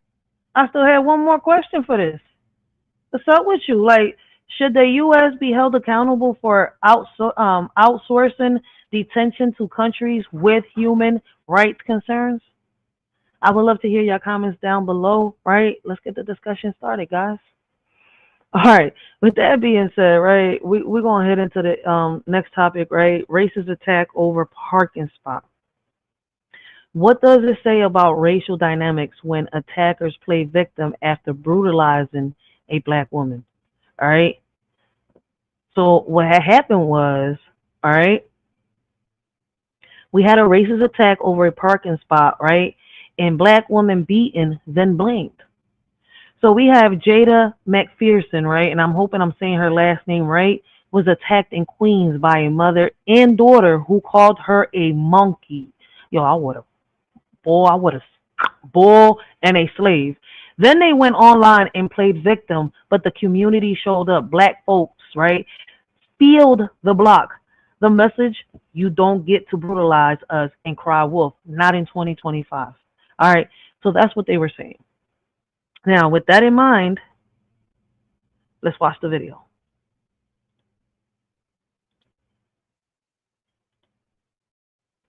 A black woman assaulted by bigots over a parking dispute. We had footage. Here it is.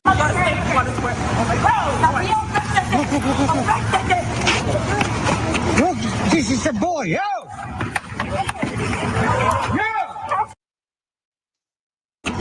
This is a boy. Yo, that's wild. There were men. Yo, that is really wild. There were men jumping on into this shit. Like, what in the world is going on?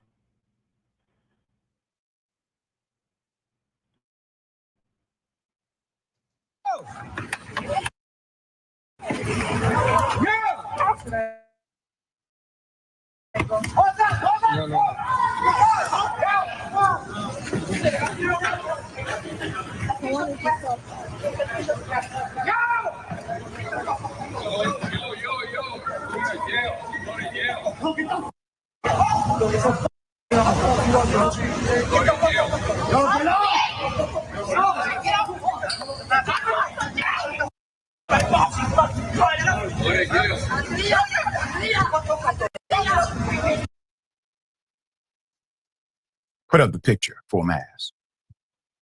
Like, that shit is crazy. Like, was they all white or were there Latinos in there too? That is wow. Like, who gets to be seen as the victim in America and who gets to, you know, who gets criminalized for surviving? Like, Why does proximity to whiteness often dictate whose pain is validated and whose rage is punished? What does it say about our justice system when a black woman can be brutalized and still be treated as the aggressor? How does everyday racism disguise itself as just misunderstanding until someone ends up in a hospital or jail? What in the world is going on in our communities? All right, listen. In order for us to fix this shit outside, like let me put it like this, right? White on black crimes, and stuff like that, right? We're gonna have to fix the black on black, brown on brown, white on white crimes within our communities. But you know, I already had a topic about that yesterday. So if y'all missed yesterday's live, go check it out. Because I broke that down. Should black on black crime be considered a hate crime? And there's gonna be a part 2 to that. And I'm hoping that on part 2 we get more people, we get people to come up, right? Become brave and come up to the panel and speak on it. So there is going to be a part 2 to that live. But what does it say about our justice system when a black woman can be brutalized and still be treated as the aggressor? What role does surveillance culture play in reinforcing racial bias in who's filming, who's believed, and who's erased?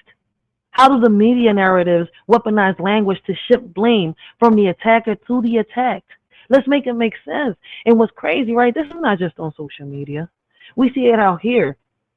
Like, unless there's a camera showing proof, right, that this person was brutally attacked, or, you know, there was the reason behind this attack, that person is not believed. The victim is not believed.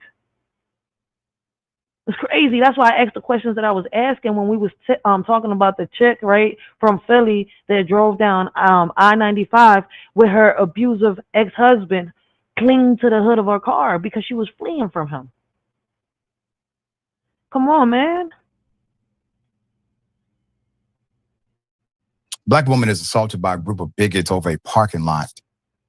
Here's what happened. The footage widely circulated on Reddit and Instagram shows McPherson trying to claim the open spot when a man blocks her with the trash can.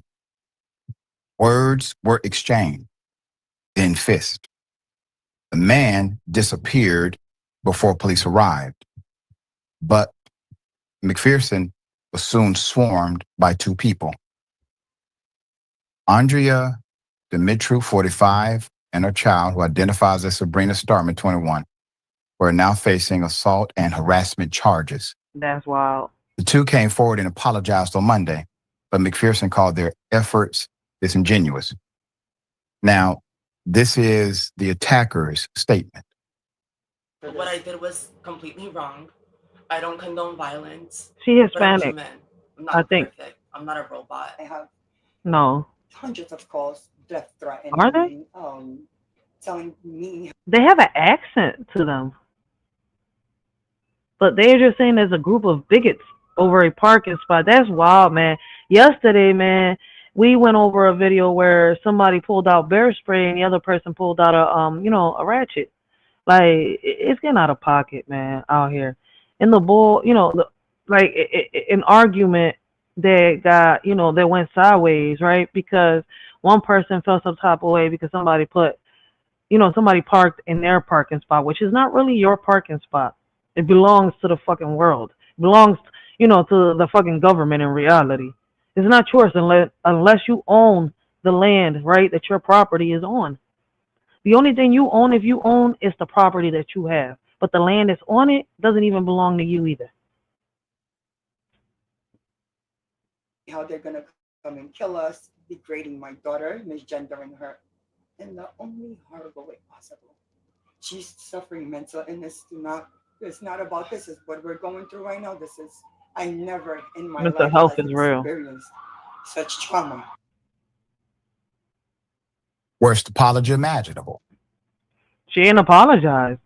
That was a cold-hearted person. Like, how the fuck did you become the victim? Like, what psychological toll does it take, right, when a black woman must constantly defend their existence, even in mundane spaces like parking lots? How do we build a community, right? How do we build community accountability when the system itself is designed to protect the aggressor? And it's what's crazy, right? In reality, the system is not designed to, really protect the aggressors, the loopholes they put in that bitch. So we just have to learn how to get around these loopholes.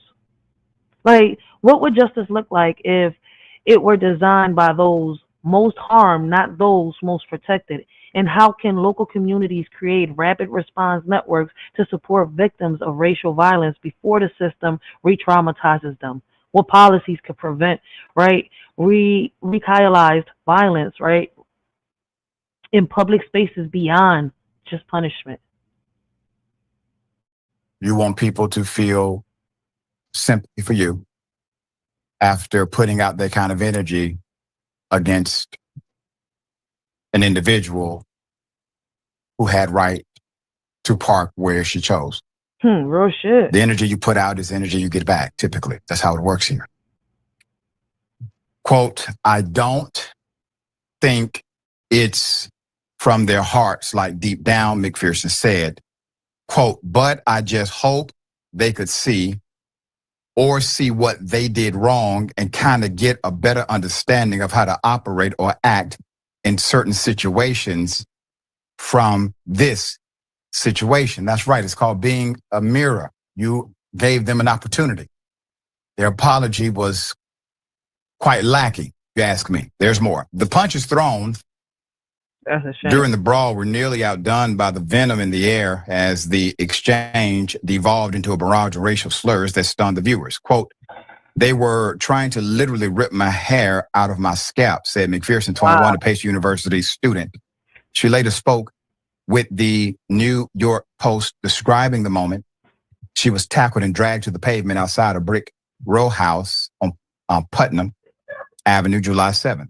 Quote, I definitely did fear for my life. Quote, you're a monkey B word. Yo. True is heard yelling in the video. Quote, you're an immigrant B word. McPherson fired back. You're an effing slave B word. Starman shouted. You're a slave for what it's worth. End quote. Starman and Dimitru said the attack has upended their lives and that they weren't the ones who started it. Quote, it was the way she approached us and provoked us for a whole 30 minutes straight, said Starman. So the 45-minute mark where we got arrested because we were just only sticking up for ourselves. McPherson isn't buying their defense or their apologies. Quote, I don't accept the apology only because I feel like the apologies are only because of how much. What apology? She ain't even apologized. Yo, what freaking apology, yo? How can we shift from reactive outrage to proactive protection for Black women in everyday life? What role should, bystanders play, not just in filming, but in intervening, right, testifying and simplifying truths? And that's not something that's easy to do, because motherfuckers come out sometimes and defend somebody, and they get a knife put in their back, whether it's somebody they know or somebody they don't. So how do we dismantle the cultural reflex that sees Black resistance as aggression? Outreach the video is getting. She said, I don't think the apology is wholesome. I don't think it's from their hearts, like deep down. After the arrest, McPherson did get to park in the contested spot, but the cost was steep. She now avoids going out alone and plans to leave the community altogether. This is one of those classic examples of individuals who simply cannot see themselves. They don't have the self-analytical ability to look in their past and say, you know what? I should be a better human being than that. I should be a better person than that. Jackson, you are a studier of people. And typically when somebody gets caught doing something like this and they're able to see themselves when they're in a better mood, a better position in life, they will say, you know what? That wasn't a good version of me. These individuals have basically doubled down and they want everyone else to feel sorry for them for the situation that they put themselves in and harmed another person. Yeah, basically, I mean, there's no real insight that was gained from that situation. And it's not like they were fighting over the like self-defense. They weren't protecting themselves. And it was 3 of them. So, you can't say that you don't condone violence, yet you're willing to jump somebody over a parking space. I mean, it's obviously it's not that serious. But as an adult, hopefully a good skill that people can learn is to diffuse situations or walk away if you really aren't if you really don't have to defend yourself physically, but just walk away from it, man. Who cares? And all the trouble that you have to go through for that. I mean, if y'all would have just found somewhere else to park, then we wouldn't be talking about this. Everybody online wouldn't have seen it, and you wouldn't be in a position to where your credibility shook. It's unfortunate that she had to go through this at all. And I don't particularly have faith that these individuals are going to learn anything from this. I mean, maybe they will in time, but ain't nobody going to learn nothing from this. Why I say that, right? Why am I saying this? Blessings. We got Real Spill JP in the building, man. Shout out to her. Make sure y'all go check her out. All right, y'all. But man, listen, man. That's the second video we've reviewed in 2 days, all right, where people are disputing over a parking lot, and it gets very serious. This one was in Fist, but it's fucked up how, it took 3 of them, and there was a man in there. There was more than 1 people at one point. Like, I want y'all to listen. I want y'all to take a good look. It was more than 1 person beating on this woman at one point, and I think it's fucked up.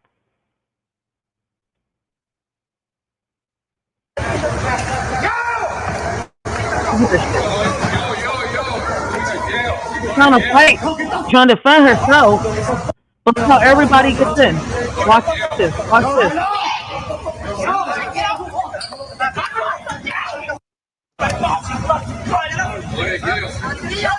Look at that. Put up the picture for a mass. Black woman is assaulted by a group of bigots over a parking lot. Here's what happened. Here it is. I'm wondering, why was it so short? Look at that. There's a boy hitting her. A man. He said that's a boy. That's a fucking grown-ass man hitting her. And I think that's another man. I don't think it was a woman and her daughter.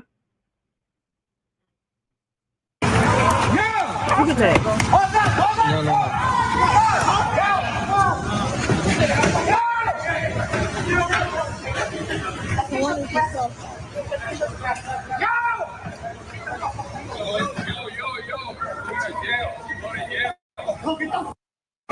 Like, this is wild. Like, how do we dismantle the cultural reflex, right, that sees Black resistance as aggression? Like, what does healing look like when justice is denied, and how do we make space for it publicly? Like, this is really, really wild. Like, I'm hoping she presses charges. I hope they all get locked up, because why did they all jump on her over some parking spot, over a parking space? The parking space doesn't belong to you. The spot doesn't belong to nobody unless you own the fucking block. See, that's the problem with people nowadays, yo, on some real shit. If they looked up their laws, their rights, and all this shit, they would understand what I am trying to say. I've had a few people, as a leader of my community, come up to me, oh, you need to say this, you need to say that about the carb. Look, listen, don't nobody own the goddamn parking spot on some real shit. You see where I'm coming from? Should they change that, right? If somebody owns a house, should, they put like a little number, nobody park here. But what's crazy is we got so many people that own so many cars, which I feel as though if you own so many cars, you should have a house with a garage and a parking entrance, or 2 garages in it or something like that, because that's wild, right? People that have their houses want to be able to park. They have just 1 car. That's all they fucking need. But there's people that are like renting and stuff like this. They own 5, 4, 3. I'm like, how the fuck did you make it to number 5? Like, I've seen disputes start over fucking parking spots. These streets belong to nobody. And motherfuckers out here claiming this shit, losing their lives over a fucking parking spot. People are losing loved ones over a parking spot. That to me is the pettiest shit ever. You know what's funny is people that don't even own cars that are arguing with people that have cars that are parking in the spot like, hey, you can't park there. That's the front of my house. Motherfucker, you don't even own a car. Why are you arguing with that person? You don't even own a car.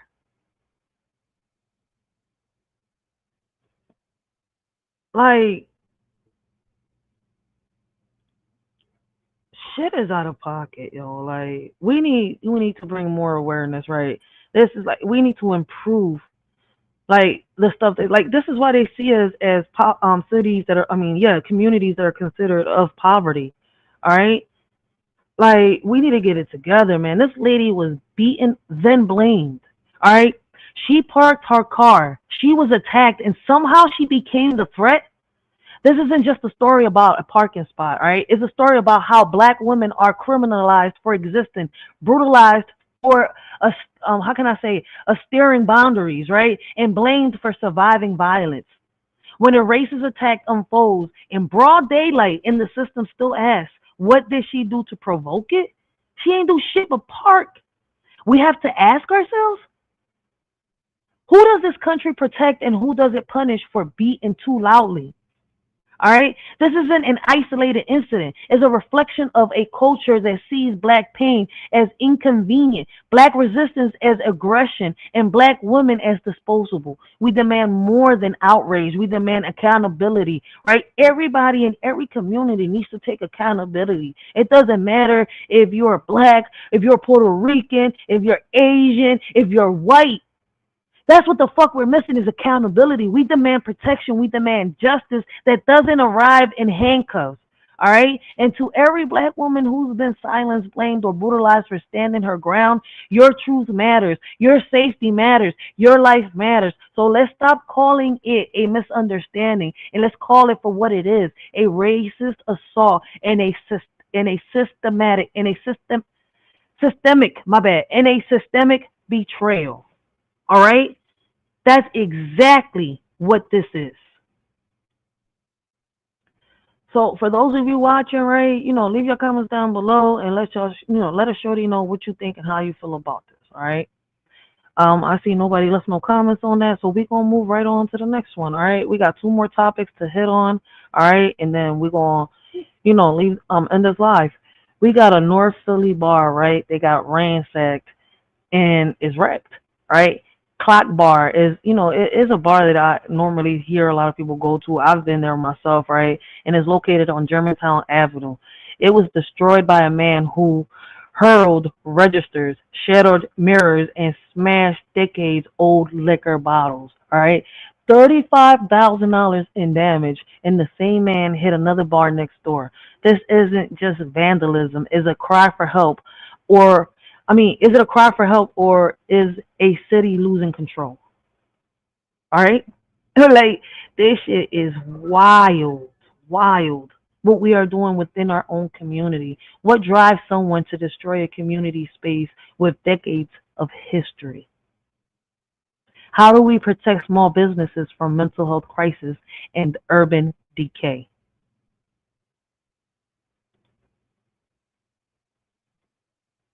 Oh shit, I'm still on this one. I was supposed to be on the next one. Damn, I thought I changed it. New here tonight at 11. A destructive smash and grab. A suspect causes thousands of dollars in damage at a North Philadelphia bar, and there's so much video to go with it.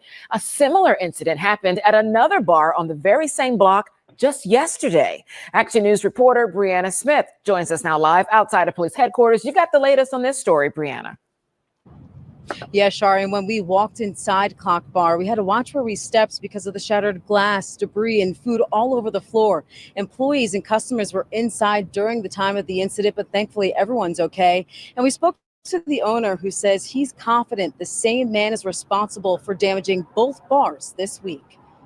It's wrecked. It's ruined. Chuck Wiener walked into this major destruction at his business, Clock Bar, on Germantown Avenue in North Philadelphia. You got that sickening feeling. I mean, this is ridiculous. Wiener shared this surveillance video of a man he says entered the bar before 5 p.m. on Tuesday and destroyed it. You can see the suspect hurls the register, throws decades-old liquor bottles and food on the floor, shatters the mirrors behind the bar, and then steals money before leaving. He wrecked the place. It's been like this since 1939.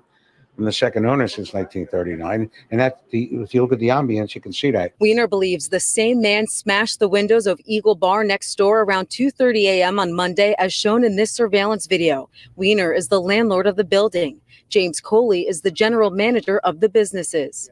And this guy right here, I've spoke to him a few times. Yo, they be making some banging ass fucking breakfast down there, yo. I'm not gonna sit here. This is a good man. This is what I'm saying. Like, why are we destroying our communities? Don't allow him in, and that was the problem Sunday night. We wouldn't let him in, and that's when he started breaking windows. Weiner says the suspect broke 25 windows, and it will cost about $35,000 to replace them. It's sad Windows because it's ain't cheap. unnecessary, totally unnecessary, for no reason. After 36 years in management, Coley has never faced an incident like this. He says now they'll lose business at Clock Bar as they spend the next few weeks spending thousands of dollars on repairs. Well, I just hope we can just put the pieces back together and gain people's trust again that the place is safe, because it's been safe for a long time. So we can't just let one individual destroy what we built here.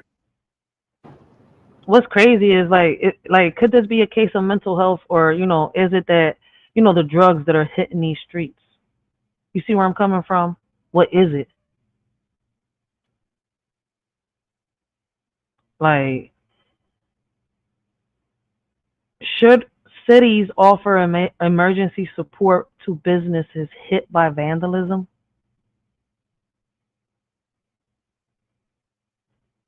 I'm just asking. Like, we got here in Philly, right? Let me see. Real Spill says, wow, yeah, man, this is shout out. It's getting worse. Like, what is we gonna do? Like, on some real shit, we're destroying our own communities. Like, it should be getting out of pocket, yo. All right, so we're going to hit the next topic, right? And this is going to be the last topic that I hit on. I'll come back tomorrow, right? I got another, 10 more videos that we're going to review and react to current news, all right? And then I'm going to put on the post on the community wall, right? And I'm going to ask y'all, right, to vote on what 2 topics, right? Y'all have to pick one out of the 2, right, that y'all want a shorty to do on Tuesday, all right? I mean, Monday. Wait. What the fuck? What is today?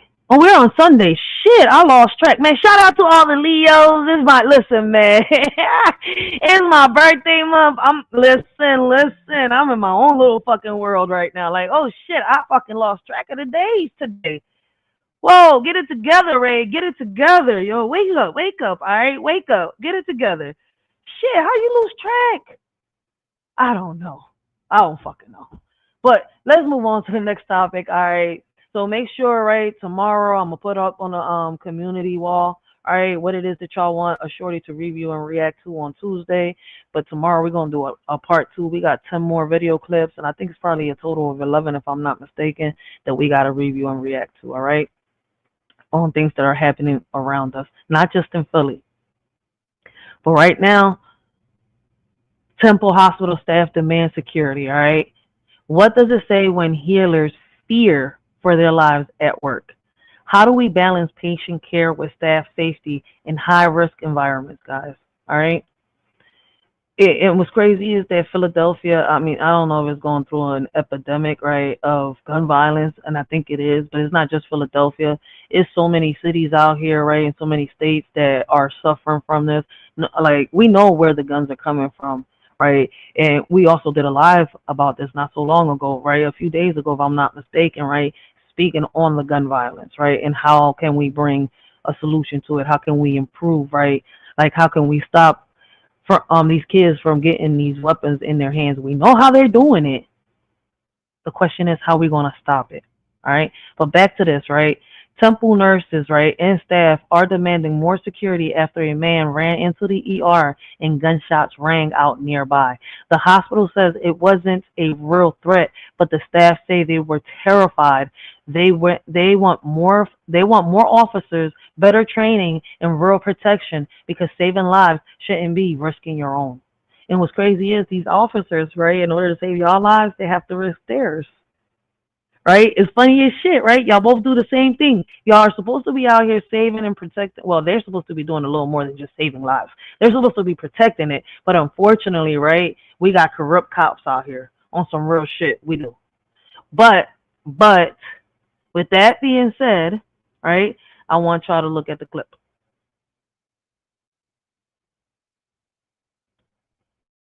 Now the story here. 5:30. Nurses at Temple University Hospital are sounding the alarm, saying they don't feel safe at work. They held a news conference today highlighting the risk they say they face on a daily basis, and they're calling for changes. Action News reporter Sharonda Thomas now with the story. After an active shooter alert outside the ER, nurses and staff say the hospital needs to do more to protect them. Enough is enough. Nurses taking their demands to the front steps of Temple University Hospital, a place they say has become increasingly dangerous. People are scared to come to work. Now they're demanding changes, including more security, better staffing, and active shooter training. It's something charge nurse Marie Lepresi says she and her colleagues could have used on Sunday when an active shooter alert was issued after a man ran into the emergency room just before staffers say there were gunshots outside the ER. It was terrifying. It was terrifying for the patients. It was terrifying for the staff. Viewer video catches Philadelphia police responding to Sunday's active shooter alert. Nurses and staff members say the hospital needs more police stationed there 24/7. It's 4 blocks surrounding the hospital. So we used to have 6 officers patrolling that. Now we have 2. In April, a man was shot right outside Temple Health, the gun still on the sidewalk.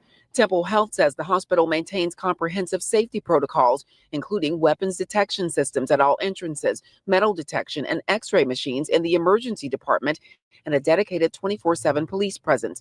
Nurses, though, want to see change, worried about scenes like this one in 2023, when 3 people were shot in a drive-by shooting outside the hospital. They also want to create a de-escalation team that can respond when tempers flare in the ER. Hospital leaders tell Action News, quote, "The safety and security of our patients and staff is our highest priority." Nurses, though, say they need more. We need to be safe. The other patients need to be safe. And that's what the bottom line is. Temple Health says hospital leadership visited the emergency department after Sunday's incident to provide support, but nurses and staffers say the hospital is underplaying what happened.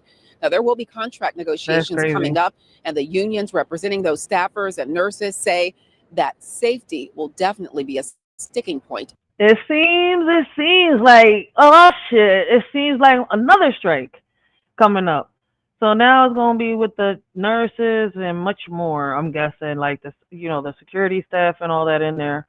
So it looks like another strike is coming to Philly, right? Should hospitals be required to implement trauma-informed security protocols, especially with all this going on, with how the violence is rising within our cities? Should they? And I feel as though we should, all right? Like, I want y'all to remember, right? This ain't just news. It's a mirror, a reflection of what we've allowed, right? Ignored and normalized.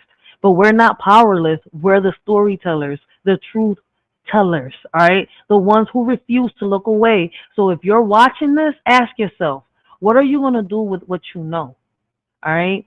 We open these panels, like I told y'all before, to bring awareness, all right? To bring solutions to the table so that we can better improve ourselves, all right? So before we log off, I need y'all to sit with this, all right?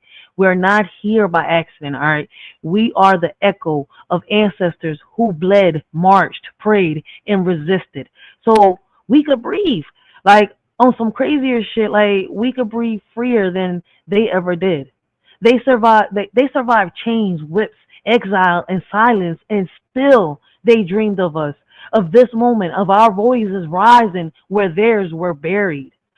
So when we see injustice, when we feel the weight of this broken world, right? We don't just react. We remember, we honor, we speak because they couldn't. We fight because they had to. We build because they were, how can I say, they were torn down. All right. This isn't just about trending topics. It's about a legacy. It's about responsibility. It's about love. All right. The kind that spans generations. So if you're watching this, don't just scroll past. Don't just feel something and move on, all right? Let it move you. Let it change you. Let it remind you we are living proof that they did not die in vain. Now go out there and make them proud on some real shit, man. We have these lives, right? So that we can come together and bring awareness, so that we can bring unity back to communities, all right? So that we can remember that when we go back into the past, we shouldn't be stuck in it and dwell. All right, we need to use the blueprint that our ancestors left behind. All right, because they did. That's what they did. They left the blueprint behind. All right, and some of us have forgot to read it, ignored it. We need to get it together. We need to wake up and smell the coffee. All right, y'all thinking AI is coming? The Jetsons era is here. All right, we're in the middle of WW3. All right, and y'all think that it's always on its way. No, it's here. So question is, right, if in a few years they was to say, hey, fuck it, because, I mean, we've been in the middle of this for what? It's been what? I think even when the pandemic started, we was in the middle of it. I mean, I've been talking about this for the past few years with a lot of people, right? And what's crazy is, right, like I tell people, conversations like this is what holds back my channel, right? And that's why I tell people, listen, share. Fuck the likes on some real shit. If y'all share and support Shorty, help her bring awareness, that matters. That helps that helps my channel a lot on some real shit. Like, believe it or not, people are be focused on these likes. No, man, I be focused on more. Let's bring awareness. Let's talk about it. Let's talk about the conversations that people think are a little too, touchy, a little too uncomfortable. They need to be had. But let's not just talk about it, all right? Let's be about it. Let's bring solutions, all right, on how we can improve what's happening around us, all right? And with that being said, guys, man, till next time, like, nobody asked to come up, so listen, I'm going to end this live. I've been on this drawing 2 hours, 21 minutes, all right? Nobody asked to come up, so I'm going to see y'all on my next live. I hope that y'all enjoyed the stream today, man. Like I told y'all, we're going to do part 2 to this tomorrow, and on Tuesday, we're going to let the audience speak. Let's see, how many people vote for what, and that's what we're going to talk about on Tuesday, all right? But with all of that being said, guys, remember, in order to find the answers that you are seeking, you have to look within. You can't keep seeking outside of you, because the answer is not outside of you. It's within, all right? Religiously, understand the 7 principles of hell. You understand the 7 demons within you. You understand the whole concept. It's a whole metaphysical concept. We ain't go over that, but anyway, so